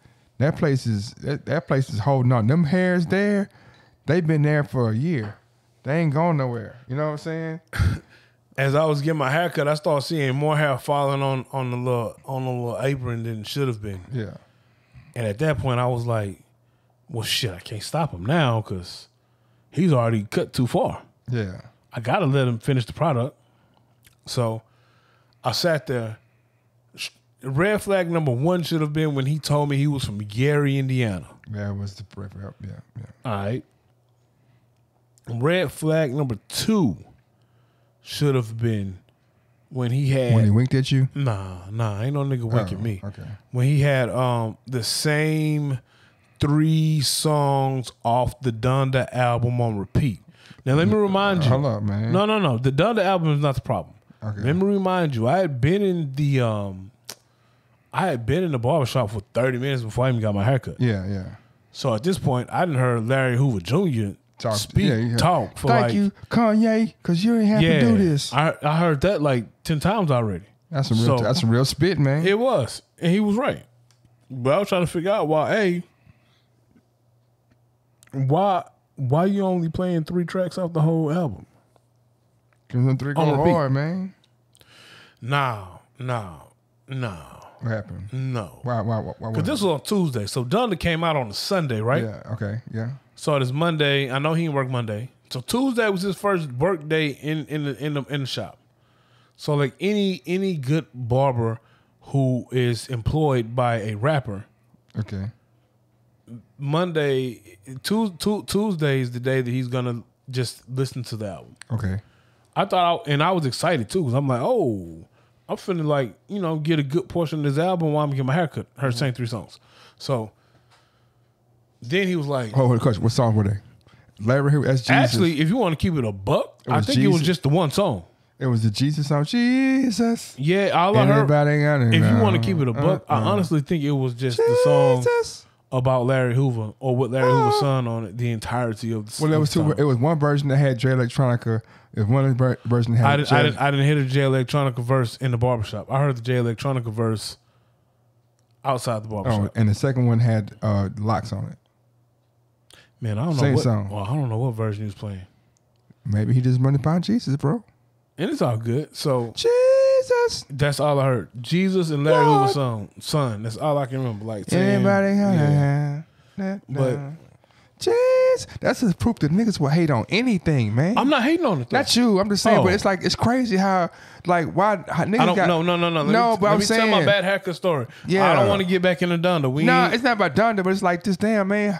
Like how, like even if you don't like this shit, man, this thing is just not. He's singing about Jesus, man. I'm not a super Christian or anything. I'm like, God damn, how the fuck is niggas mad that nigga made a song about Jesus, made an album about Jesus? And they're like, why you making a song about Jesus, man? That nigga can't. Like, what the fuck?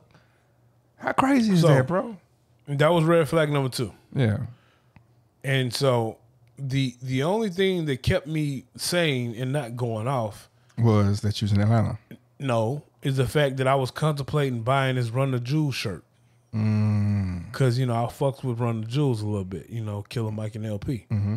So I was like, damn, I wonder if they got this Run the Jewels shirt in my size.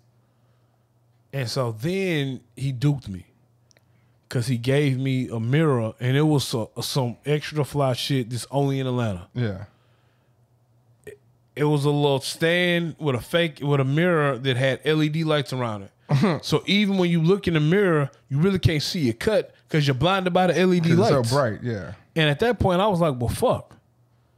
Even if I don't like my cut, I can't see it. But I'm going to pay the man.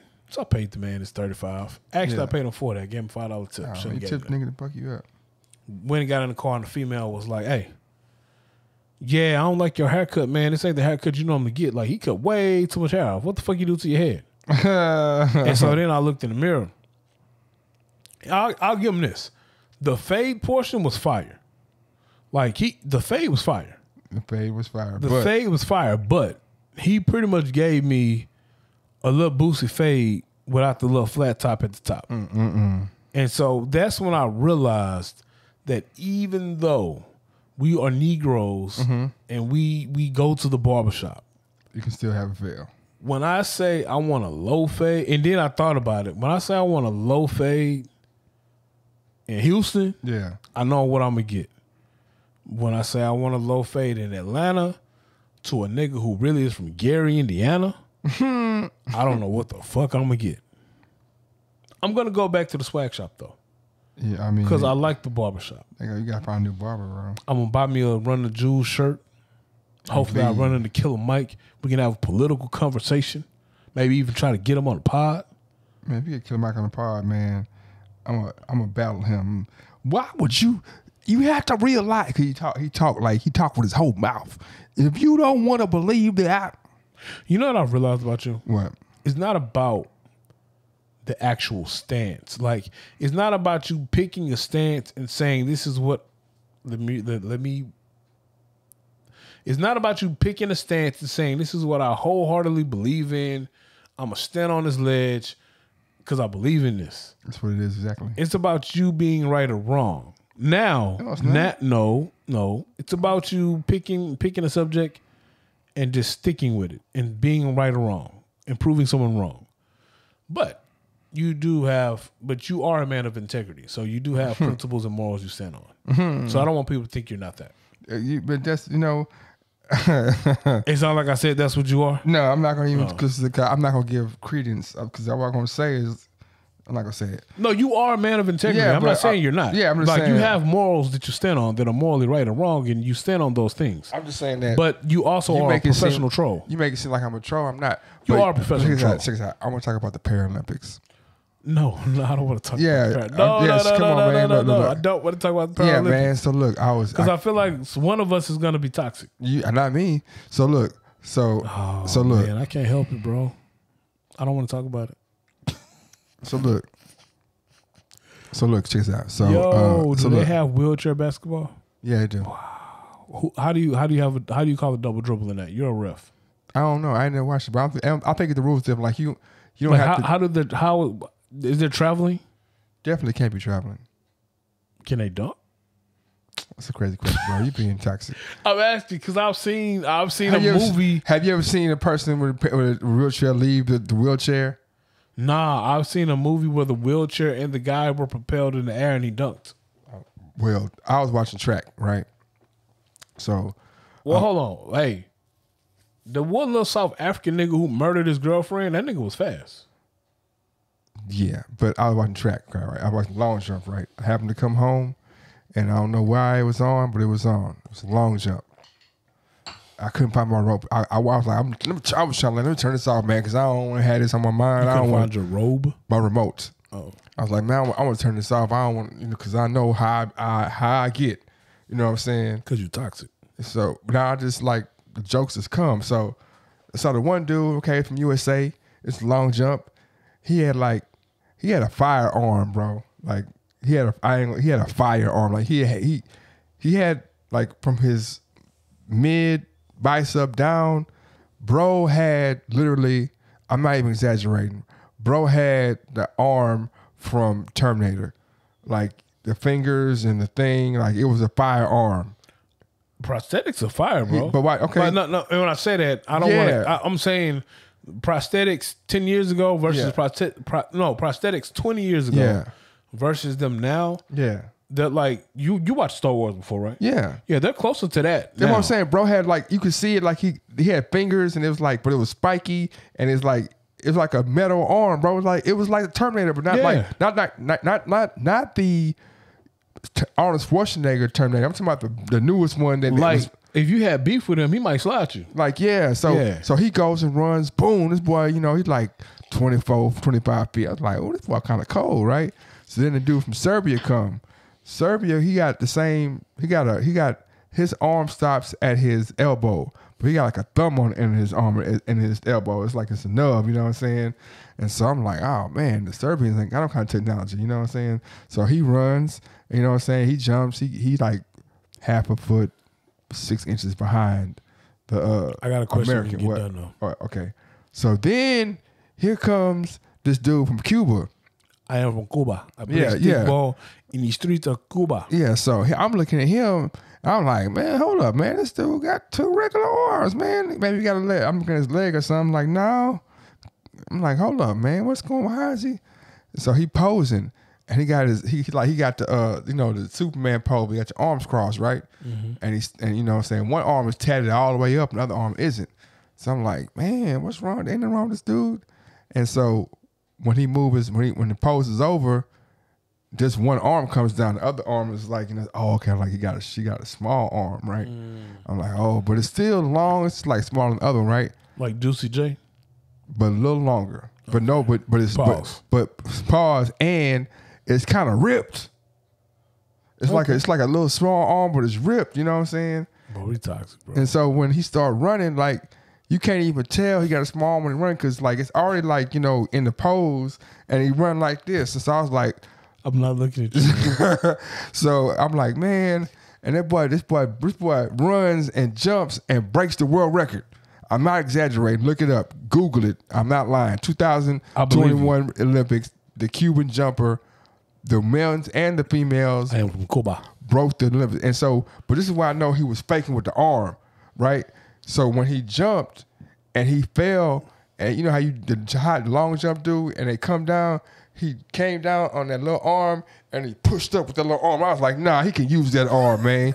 He can use that arm, man. It's just, you know what I'm saying? I was like, man, this is cheap, so I got a question, though. What's up? All 3 runners or jumpers that you just mentioned, they all had arm issues. Yeah. So how come they couldn't compete in just the regular Olympics? Because the more art, and that's what I was thinking.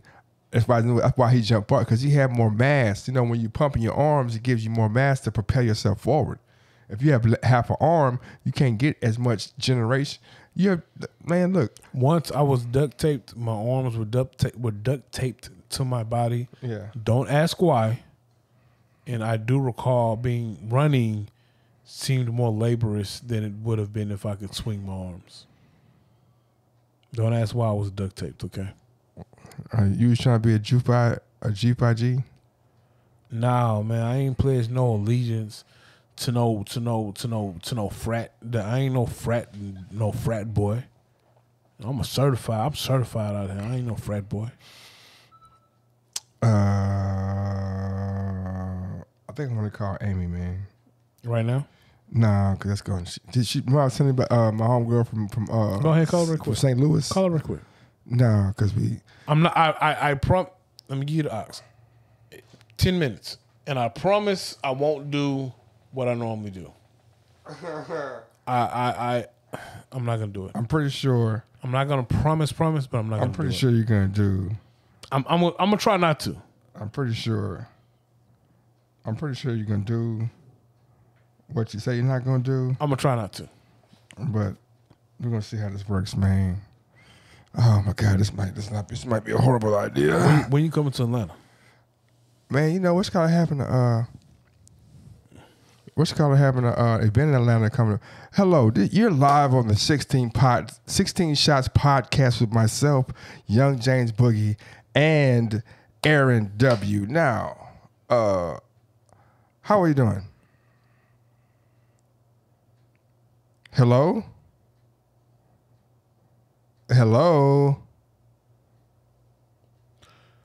She hung up, man. I was trying to get the...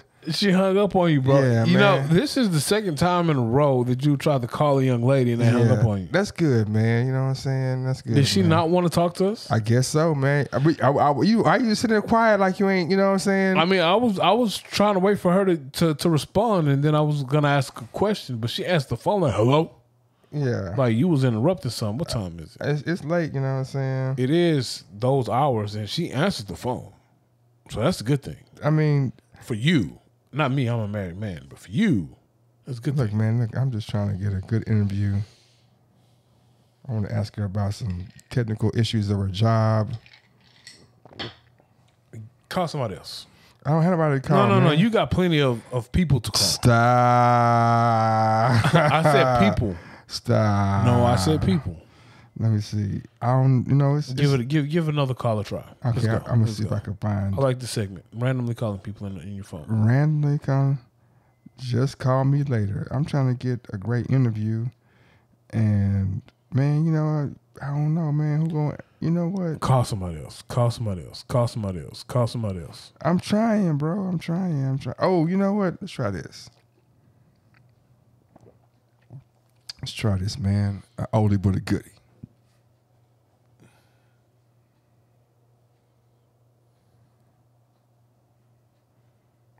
Try this, man. It's 11:41. It's Labor Day weekend. Bro, the airport was stupid this morning. Man, you know what? The Woadies are in Houston, bro. Oh, no. The No, I'm glad you brought that up. In Houston, man. We got to talk about this. Man. We got to talk about this. Yeah. So, I'm in Atlanta for work. Okay. Off the rip, you know, me being me. Now, I've been in Atlanta twice in my life. First time I've been to Atlanta, All-Star Weekend. You was with me. I was there. It was packed. I don't feel like I had a chance to explore Atlanta how I should have. We saw Tyrese Tyrese got a big ass head, don't he? So Tyrese is short because Tyrese, short, yeah. I was standing in the street, and this was back when it was cool for you to wear the entire Harlem's Globetrotters workout gear. And that crazy, man, boy, just buy the whole uniform, the sweats, the warm-ups, the jerseys underneath, like he really play a game. Oh no, the like the hoodie, the warm-ups that they got right now. Yeah, them shits is fire. I want one, bro. But walk around to play a game, man. No. But time out. But yeah, I want to wear it to like go to the grocery store, maybe go, just out and about. Do you know how crazy you look going to the grocery store in an entire warm-up suit. Well, niggas was wearing this Fat Form Harlem Globetrotter warm-up suit to the club. I agree. You know, I'm not cutting you off, but I'm just going along with this thing. What you going with? You know, you get in a certain age, man. Like your tops and your bottoms have to match. Have to match. Like I'm not talking about like that to be the same color. Like it gotta be the same brand. Like you gotta have like, oh, I got a Cadillac shirt, so I gotta have Cadillac pants with my Cadillac hat. Yeah. Oh, I got some Adidas pants. I gotta have Adidas. I said I was gonna stop buying camouflage, but I just purchased some Champion camouflage sweats. Them shits was comfy. You bought camouflage sweats? I did buy some camouflage Champion joggers. They're comfy too, bro. And I don't remember having to pay this much money for Champion when I remember when I was in high school, bro. I went to Walmart and bought a Champion crew neck sweater for like $5. Yeah, and that them bitches is like $40. Bro, shout out to Gaines, man. I remember when we was in the 6th grade, man. He's like, go get you some, man. R.I.P. Gip, R.I.P. Pop, R.I.P. man. Engine. My game was Click Click at GLC, Gregory Lincoln Education Center. It was me, Kendrick, Zach. Who else? Ain't nobody hard named Zach ever, bro. Nah. Zach might kill you right now, bro. Yeah, no. Zach 100. Just like I said, nigga. No. I'm not relaying that message. Homie was cool as fuck. Okay. Sorry, Zach. No. Homie cool as fuck. I said sorry, Zach. Yeah. Say that. And Curtis, man. It was Click. Yeah. So anyway. No, I'm saying, but he got us with the shell toes were like $12 at literally $12. I ain't never had a pair of $12 shell toes. They was at Academy. That was $12. Shell toes was $12 at Academy. Swear to God. I don't know about that shit. I promise they was $12 because they was man shoes went up recently, bro. So I'm in Atlanta now. I don't know shit about Atlanta. Man, keep going. I said that same thing. All I know about Atlanta is what the rappers say. Yeah. So once I got there, I was telling a female we trying to find a place to live. I said, man, look, we can't move to College Park. Because Young Jock said he's from College Park where they chop cars. Yeah, that's what they do out there. So, I mean, I ain't just got the nicest of cars. I do like my 22s. I don't want nobody to steal them. I ain't moving to College Park. So, are you driving down there or what? So, I'm going to drive the lowered Silverado down there. Okay. And then when I move, I'm going to get a U-Haul and a car hauler to attach to the U-Haul. And I'm throwing a Crown Vic on the back because I don't know if the Crown Vic gonna make it. Well, no, the Crown Vic can make it. Yeah. But have you tried to drive 22s 11 hours? Nope. It's not fun. Oh, because the 22s really don't go on the car. Oh, okay. Yeah, like my rims is too big for the car. Oh, okay. But I bought them because I'm a nigga. So, Speaking of the king. Yeah. Side note, I was saying we skipped over this part because how we did, but I was like, you do know that I told you do know that Jay-Z is shooting at Drake on Drake album. Well, Jay-Z's been doing that, but they've been shooting at each other forever though. And it's funny because hardcore shooting at Drake on Drake album. Man, Jay bitch ass nigga, man. I mean, me saying this might keep us out of circles to never make the pod jump, because I'm not gonna like be a bootlicker for Rock Nation, but Jay bitch ass nigga. Well, I mean, that's the real thing he did, man. Because if I'm gonna do Ye and I'm gonna do Drake album. I'm probably gonna Drake. I'm gonna shoot at Drake on his album, man. Don't get on my song and shoot at me, bro. Shoot at me. You know what? Don't get on my song and shoot at me. I mean, make a song on your album and shoot at me. Don't get on my song and shoot at me. But they've been shooting at each other. It's like frenemy type shit. But anyway, back to Atlanta. Mm-hmm. I'm moving to Atlanta. I don't want to live in College Park because that's where they chop cars. I took a trip down Old National Road. I stopped at the liquor store, and I went to Bojangles. Okay, I've been there before. And none of these areas that I'm telling you about, at no time did I feel threatened. Actually, I felt at home. I felt like, oh, this is a familiar setting for me. So I stayed in the in the I forgot the name of the hotel, but it was by the airport, South Side Atlanta. So say College Park. I'm from South Side, so I'm gonna just feel at home anywhere on the South Side. My coworkers said, "Hey, Aaron, where you staying?" And I told them. Eyes got big. My coworkers are nice people. We are from two different cultures. Yeah. So, eyes got big. Hey, man, that's a bad part of town. Be careful over there. That's what he said. And I was like, oh, okay, yeah. I'm good. I'm good. I felt so at home. Now, I'm not. Oops. Sorry. I'm not involved in any street shit, so you know, I'm not worried about that. Okay. Oh, you good? I got tired on that, man, because I got some shit I'm gonna play. No, you good. So I'm not involved in street shit. So I'm not, you know, my philosophy is if you're not involved in any bullshit going on, you're probably good. So I'm gonna say all that to say that, like, I equated when we were looking for houses, I started listening, or I started like just thinking of the bars that all the Atlanta rappers said, and was like, yep, I don't want to move there. So like I said, Young Jock, he from College Park, where they chop cars. No, I don't want to say nowhere in College Park. But that was like 20 years ago, though. Even though we rolled through the historic College Park, and it's nice, bro. That's what I'm saying. Like, it was some nice parts about it, you know what I'm saying? And then I was like, East Point. I heard that in the rap. I don't want to stay over here. And then Old Natty Road, I heard that. I don't want to stay over there. What else I heard? Zone, whatever zone Gucci be claiming. yeah. I don't want to stay over there. Zone 6. Yeah, I ain't trying to stay over there. So it was cool though. We seen Tyler Perry Studios. That shit was cool. We seen Spellman and what was the other one? Hillman. Yeah, that was fire, bro. Cause we just was randomly driving, and you know the wife was like, "Hey, I wanted to go there so much just because of the Cosby Show." I mean, TSU is a black university, but I get it. It is, but Atlanta's a different kind of. See, Houston, Third Ward is black, and that's what we got. Watch yourself. No, real talk. Watch yourself. Houston has pockets of blackness. What you mean? Third Ward, Fifth Ward, Sunnyside, Did you just not hear what I said? But see, the other piece is Houston, bro. The other piece is Houston is a big ass city. Huge city. Like, I can ride for literally, we can hop in a car right now and we can ride for 45 minutes and it's nothing but like buildings, skyscrapers and shit. Houses and shit like that. Houses and shit from one end to the other.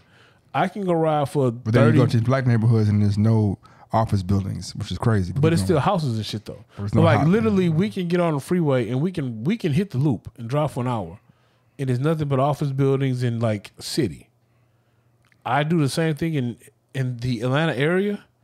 Bro, I feel like I'm in the sticks. We went to go look at a house, bro. We hopped up the highway. I feel like I was in the country, bro. I didn't like it. Didn't like it at all. But you're homesteading.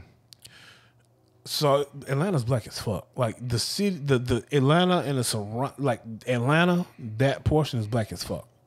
When you start getting into the surrounding suburbs, it's not. No, not really. So, you know, it was cool to see all these spots these rappers rap about. And I was like, yep, not moving there.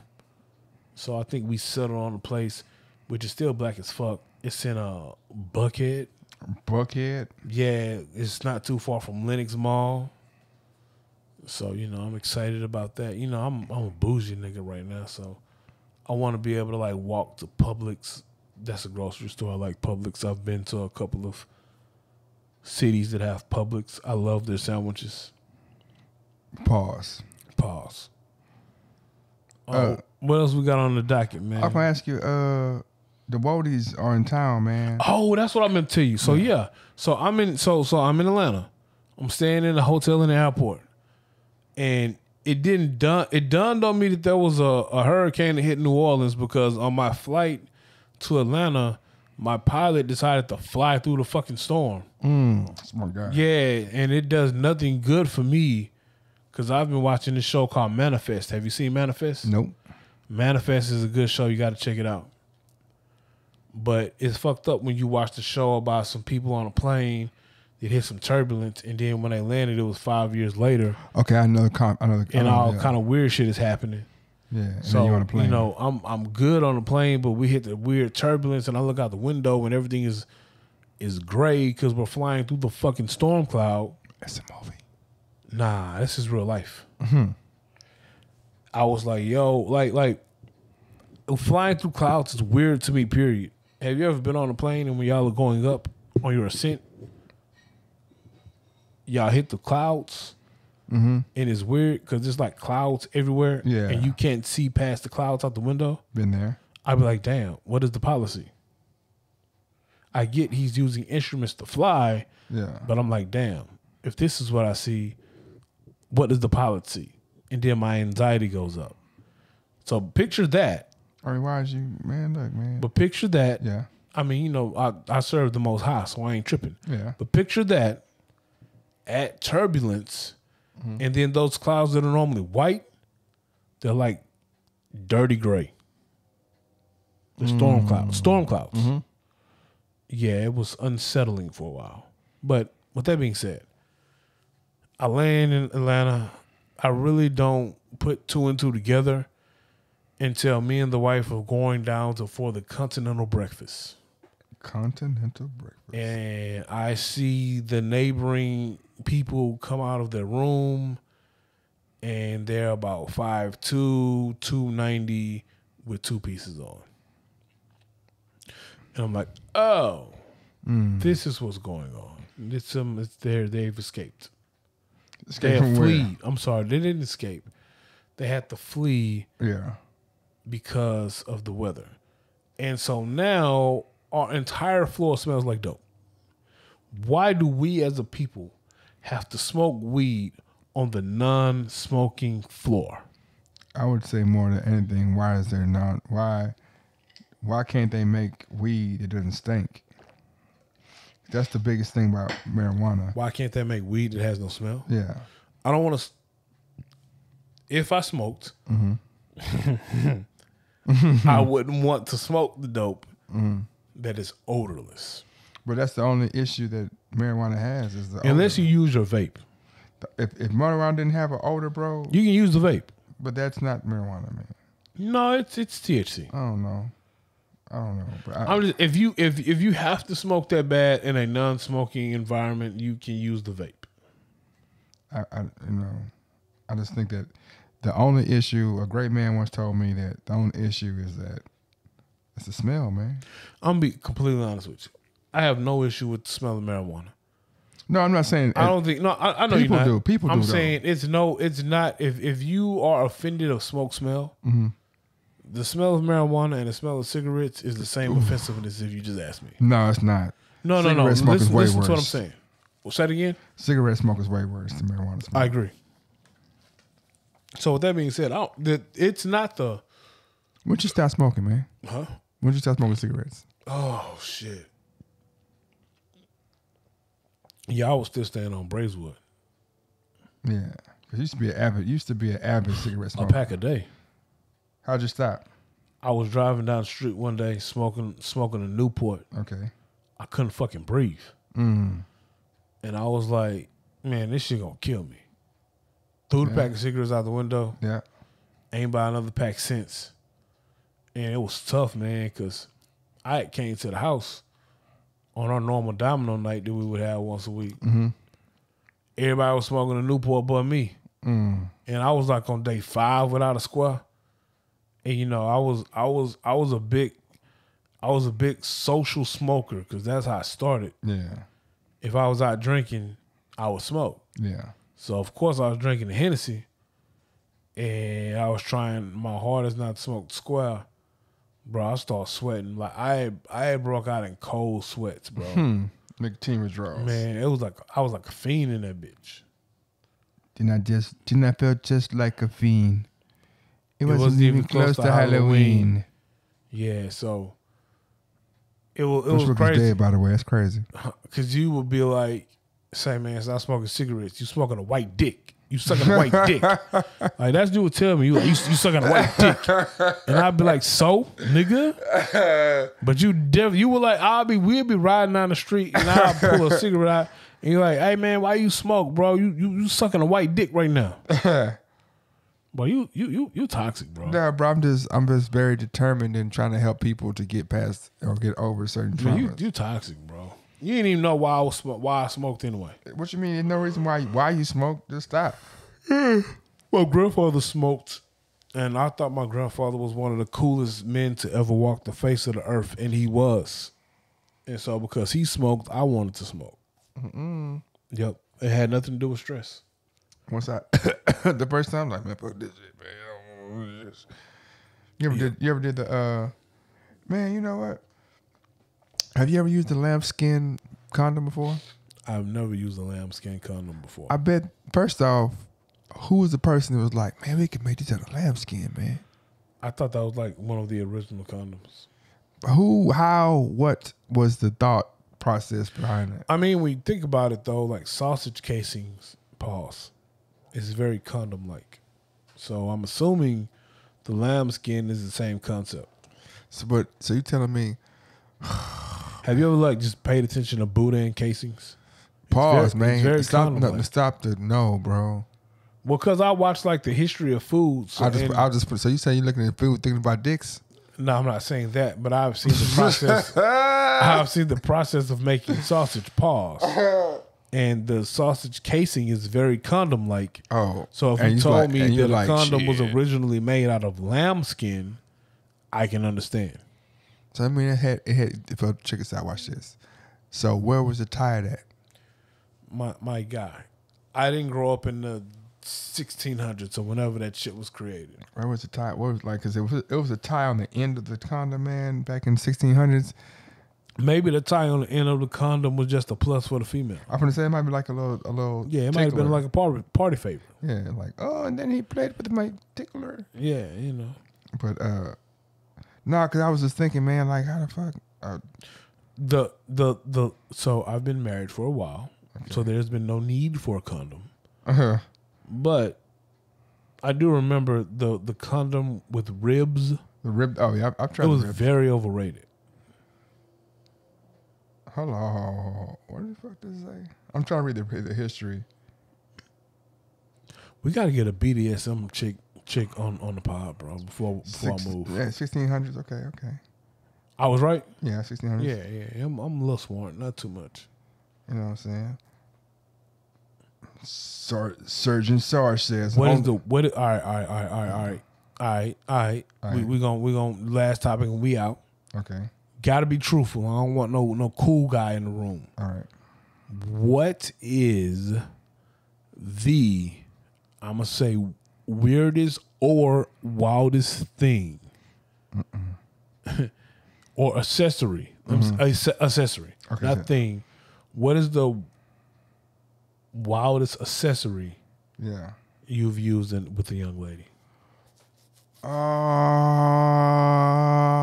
Let me see. No, I ain't use no wild accessories, man. I don't really know what I'm saying. You don't bring any toys to the situation. No, let's see. Ooh, I almost said something. Boy, I remember one time I was with a young lady, and I had ordered some stuff from the Kama Sutra site. Okay. And they had this rubbing lotion that was edible, right? But they said, hey, only use like 2 or 3 drops. But I'm thinking, I'm 6 foot something, man. You know what I'm saying? I wasn't too tall back then, but I was like 175, 180. So I was like, man, I'm too big to do this. Let me just, pour some on my, I put on my tongue and on her situations. But they wasn't lying. Like, it's strong. So by the time I ain't get to situations, man, I was salivating and drooling because it numbed my whole tongue and lip, man, and it put a damper on the whole situation. But wait, you had some numbing solution? Well, it was like, and there wasn't numbing solution. It was like supposed to like tingle. Like you supposed to put like 2 drops, and it's supposed to make it tingle or whatever. Oh, so you supposed to put 2 drops on your tongue. Yeah. And then when you did whatever you were doing with the young lady, it was supposed to give her a tingling sensation. Yeah, but I put too much, and then shit, boy. I thought I didn't. I put too much. Oh, was this supposed to make your tongue numb so you could handle your business until she climaxed? No, it's supposed to. Or it's supposed to make her situation tingle? It's supposed to be tingly. But for you and her, or for her? For I don't know. I don't know if I want my mouth tingling while I'm eating pussy. All I know for sure is that I put too much on, and my tongue went numb, and I was drooling for like a day, like a whole day straight. I was like, I'm from New York. Yo, man, sorry, son. I'm just trying. Yo, son. Well, I was probably like, I was young. I might have been like 19. And I went to the sex store. And for some reason, the edible draws was appealing to me. That's a bad idea. I know it was a bad idea. Now I know now it's a bad idea. I've never tried the air. I've never tried the. It was like a special occasion. Some Valentine's, some bullshit like that. Yeah. Bought the edible draws for her and gave it to him. Yeah. It's like a flavorless fruit roll up. Okay, but it's sticky though, right? I'm just asking because I've never tried it. I wouldn't know. It was tried, but it was tried, and it was quickly removed. Huh. Yeah, it was the quality of it also. I'm thinking that, but I'm thinking like if it's sticky and it gets into the crevices. So now I know it's a bad. I'm 19, bro. I don't know nothing about nothing. I just. All I knew at that point was like the little video square porn movies and all of that shit. I feel like you got a song you trying to play. No, I'm just turning up because I ain't be able to hit no dings all day. But if you requesting a song, I mean, we finna get out of here, bro. Yeah. Unless you got something else. Okay. 2 hours in. I'm gonna lead us off with this, man, because it's been 24 hours since I know you finna play something off done. You know what I'm saying? It's been 24 hours since I really been just where I wanted to be at in life. Play your Kanye West song. So you know what I'm saying?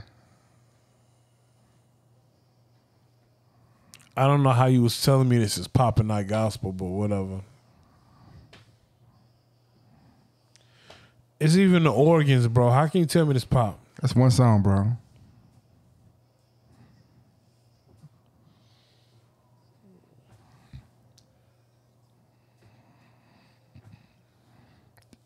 I was trying to compare this to Drake, man. They doing the same thing, actually.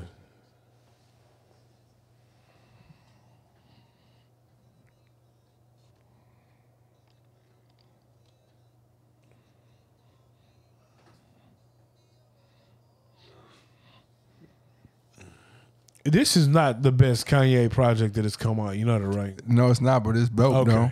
Okay. Hating. No, I agree with you. This is a dope project. I'm saying no, it's a dope project. I wholeheartedly agree with you. It's a dope project.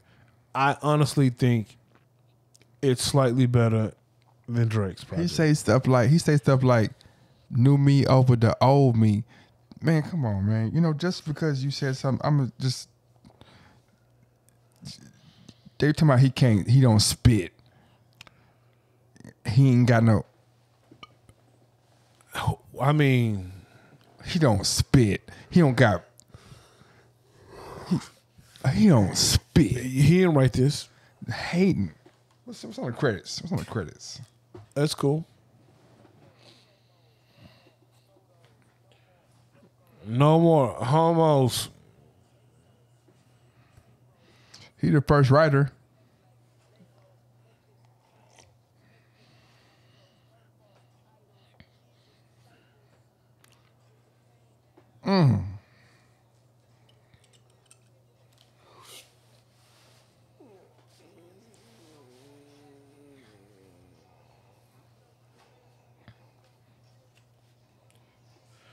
Hey, when we take the pod to the next level and it blow up, somebody's gonna go back and listen to our early pods and charge the shots or counsel us.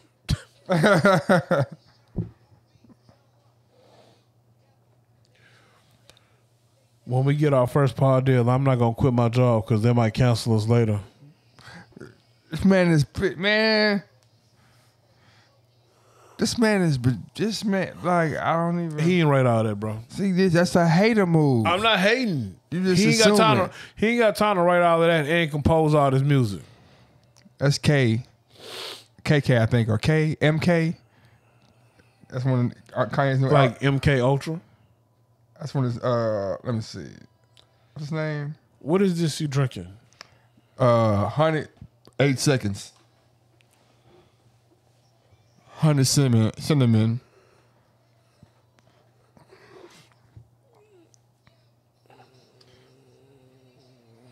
Lyrical.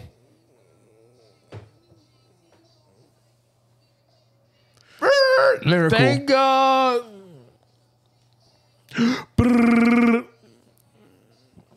Lyrical. Boom. Don't hate West Side. And I beat it. Up and name it. And I mean it. There you go. There you go.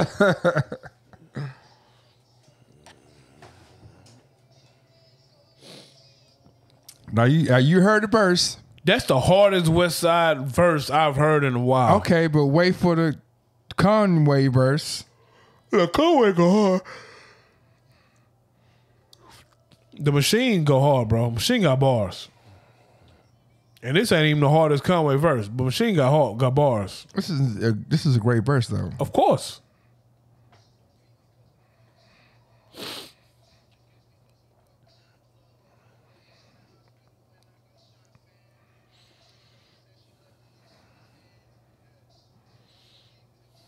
Yep.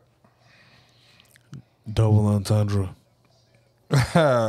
Nah. Machine. Now watch Kanye come and murder this verse. Come on, Yeah, because man. Machine probably wrote it. Just watch Kanye come in and just, man. I'm going to tell you who wrote it.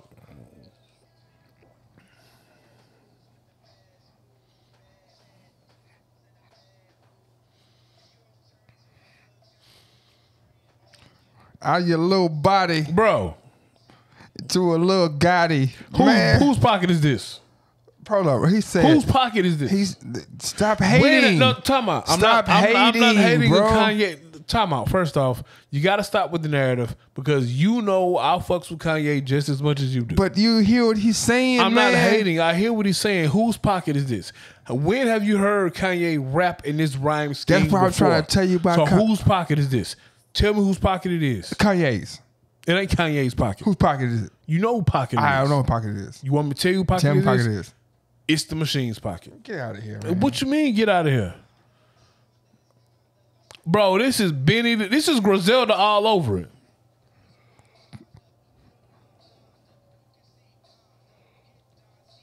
Come on, man. Yeezy ain't write this. Because they're too commercial. Bro, that's Reimburse you. Conway the Machine written all over it. The who would be a brrrr if it was Conway.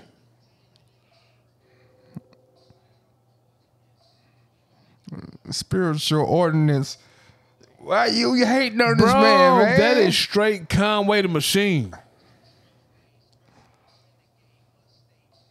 Come on, man. Bro, that is straight Conway's pocket. Just say Kanye wrote the verse. All you gotta say. Kanye ain't write that. All you gotta say, but okay, let's say No, the verse is fire. Kanye didn't write none of that. The verse is fire.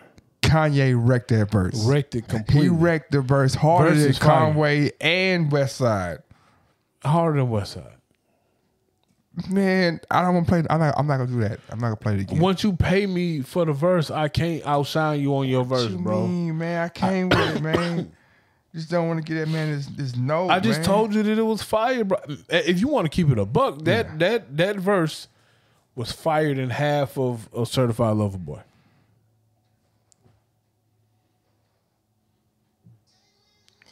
We're not doing this. Come on, man. We're not doing this. Come on, man. I ain't gonna play the whole song. We're not doing this. Why you hating, No, man? no, we're not doing You this. the hater, This is bro. not finna be the done the show at the end of the show. I tried this. You know what? I got my own show. You right, man. You do got your own show. You can play as much Dunda as you want. Matter of fact, 16 Shots podcast fans, we have a new show that has debuted on 2530 Media.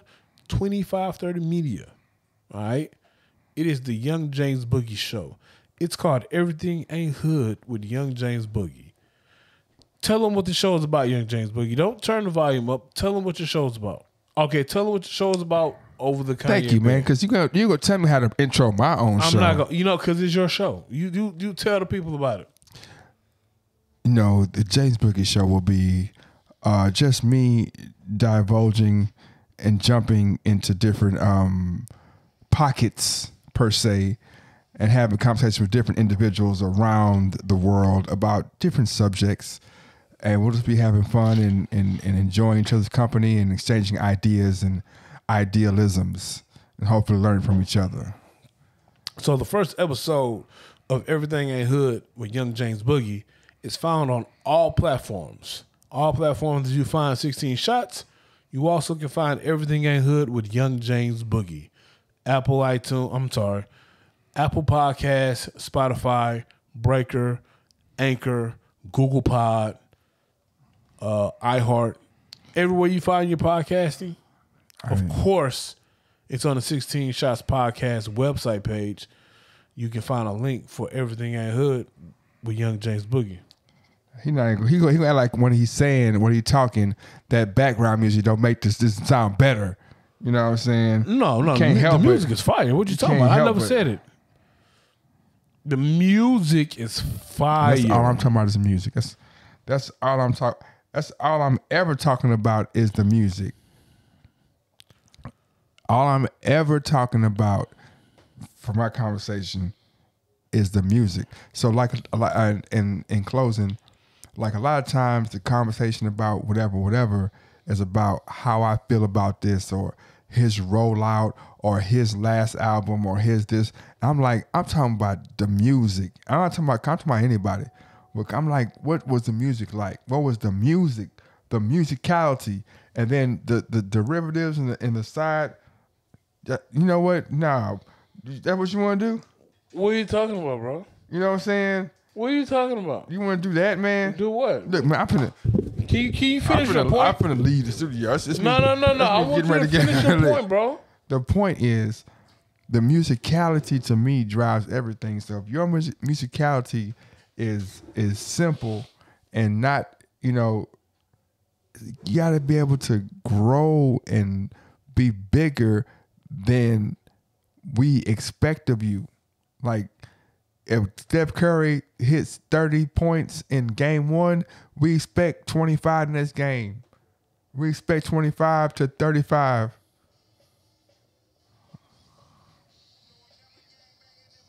You can't change. You can't compare the two albums, bro. This is a rap album, man.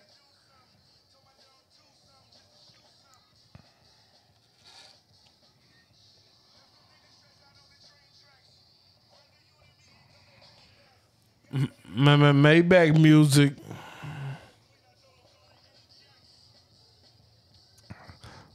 The fact that Drake got out-rapped.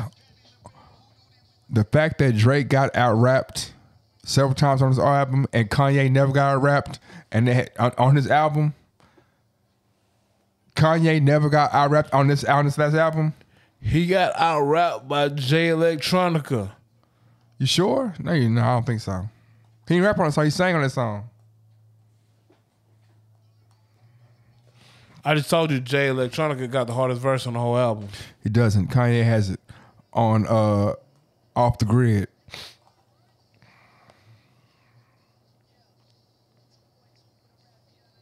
Light skin.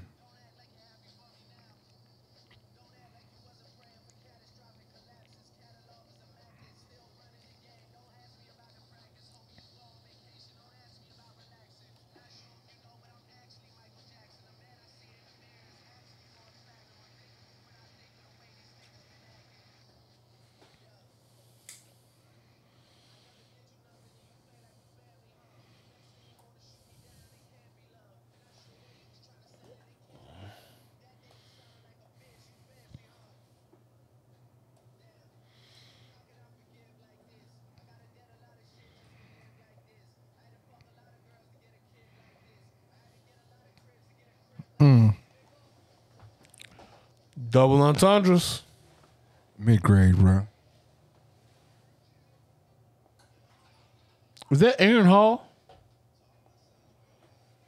Is that Aaron Hall? Yeah.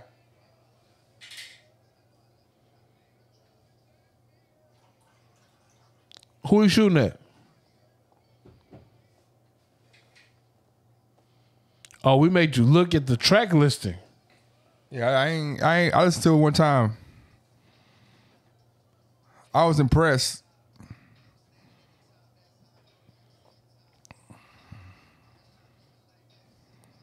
It's the beat, bro.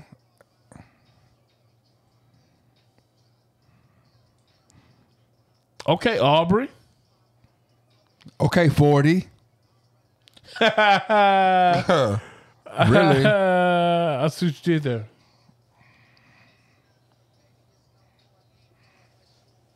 Now this, he should have kept this shit right here. He could have kept this. What? He could have kept this. Could kept TSU. He could have kept this. What I'm saying is like, cause I feel like he fucked up. He fucked up some shit, man. That ain't the one you're talking about. You think This about ain't the one? No, you talking about In Too Deep. Where's that? Oh no, this is one we had Jay Prince just shouting out of Houston. Where's that? In Too Deep. What shit that?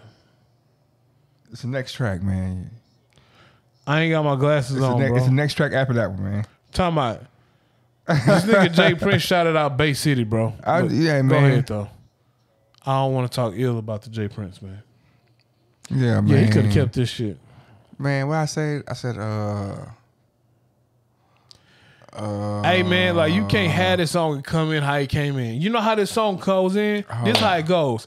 It goes. See, you can't do that on this. Pimp CPA Trill, nigga. That ain't that. Nah. What I said, No.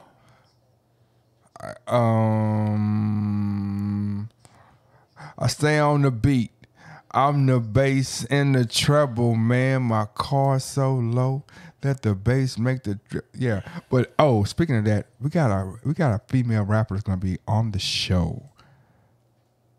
Probably both shows, but on the show, she's from Florida. Her name is Tiffany. I can't play her music today because it hasn't finished being cleared and everything. But next show she will be on, and I gotta get my brother West. My brother Will, the thrill on, man. Man, from No Boundaries podcast. He fucked the song up. Come on, man. How you come in that week on this track? I stay on the beat. I'm the bass Fuck and the that treble, heel figure. man. My car's so low that the bass make the devil mad. Sick with this wordplay, you can say my mic vomit. And y'all only hard in the chower like Comet. Y'all say, yeah.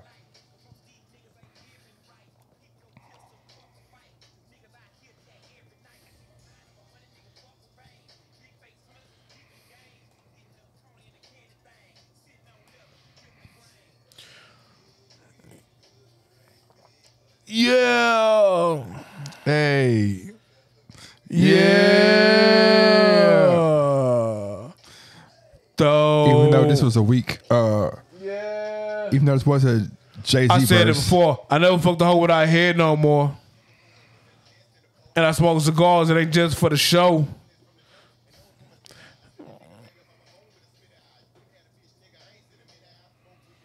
Over instrumental house.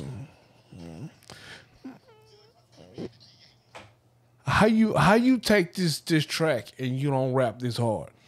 Look, man, he took what's it called. He did the same thing most of it done. He did the same thing with hell yeah, fucking right. Yeah. Yeah. How you rap on this beat and you do that soft shit? I'm not mad at the soft shit. No, fuck that. Fuck that. I'm mad that Yeah. I'm mad that He not getting. Talking about, did Jeezy do that? Hold on. I grind hard, play harder.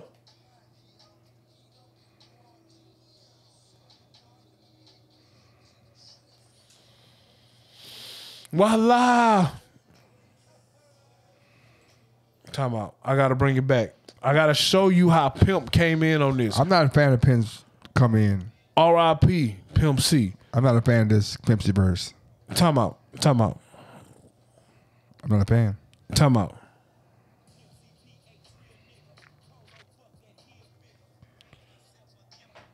I'm not a fan of the Pimp C verse on there. Whether you a fan of the Pimp C verse or not. I definitely put my own verse on. I did that song over and took his verse off and put mine on there. Hey, man. I love you like a brother. Matter of fact, you are my brother. But what you just told me makes you a hoe ass nigga when it comes to this conversation. I took Pimp C off the song. That's some hoe ass shit. So you man. think you a hoe ass nigga for that, bro? Watch this. Do you think you go harder than Pimp C? Who? You. Do I go hard on Pimp C? Yeah. Not on this verse. Deserve to get though. Yeah. Pimp C, P.A. Trill, nigga. I said it before. My head no more. Less than a foe when I smoke cigars, it ain't just for the show. And down for my shit, I send a nigga baby mama home with a over instrumentals. Motherfucker, the feds, prosecutor, and the DA. Anyway, a hoe say, no, I won't. And no, I won't.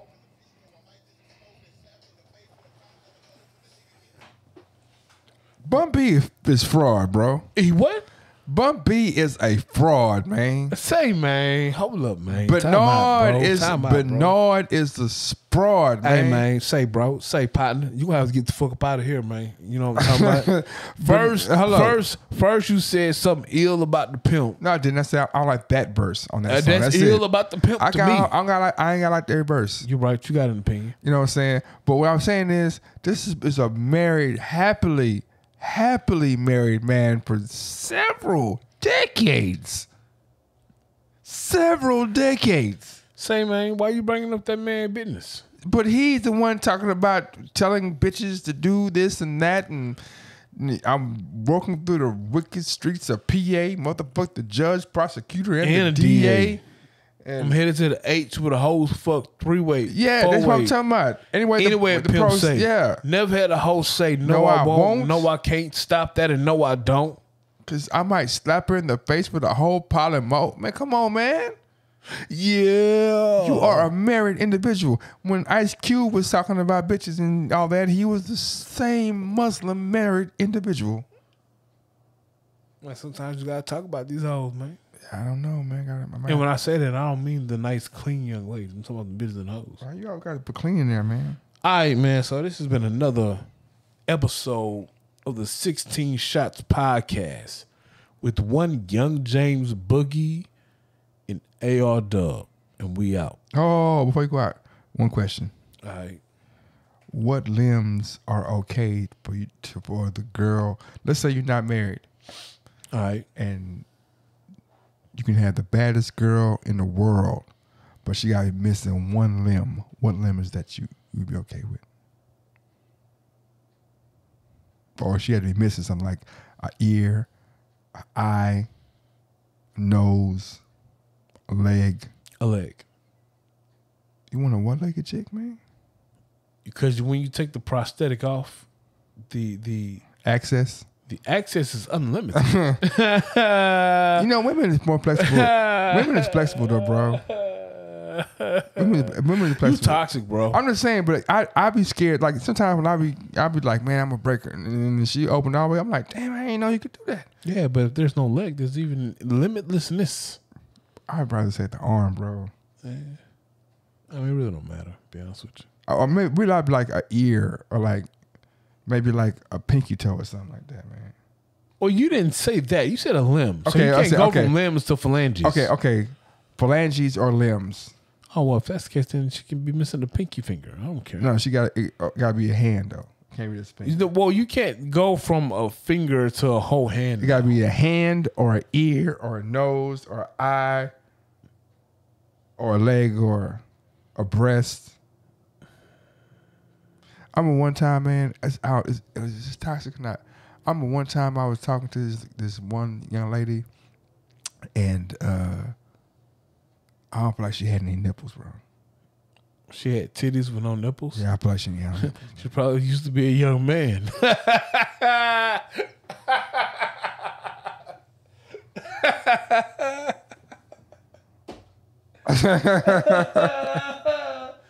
Yo, you're not laughing as much as I am, bro. No, you're thinking about it. I'm thinking, well, no, she got a kid. She got a kid, so. Something called adoption. No, she has a She kid. could have had the kid. She just didn't. She had a kid. She had a kid. He had a kid before he became a she. Bro, the only time you finna find a female with no nipples is because she used to be a he. Or she might have breast cancer, bro. See how negative you think? I think it was breast cancer, man. Because I was going to go later to like. So, she got a nipple removed and not the whole breast? Well, they might reconstruct the breast and they might take the nipple off. I don't know. I'm serious, man. Because she did tell me she told me she like, that's after I had cancer. And I was like, oh, shit. He told you that, bro? No. It was a girl. It was 100% a girl. The girl had at that kid. time, yeah. Did you see her high school photos? Did you see her high school photos? I saw her son, bro. Did you see her high school photos? I saw her son. Did you see her high school photos when he ran track? She ain't had nipples though. Well, she had nipples, but they weren't like nipples. They were like, because when he got breasts done, he didn't have enough money to pay for the nipples. You're toxic, bro. You're shaming people with that. You know what? I'm not shaming anybody. I'm making fun of you. You and little baby man. I'm making fun of you and your escapades. You little baby man. With the transmissions in the words of the Boogie. You know what I'm saying? R.I.P. Boogie. You know what I'm talking about? Transmissions. Yeah, man. 16 shots, man. We out. Yeah.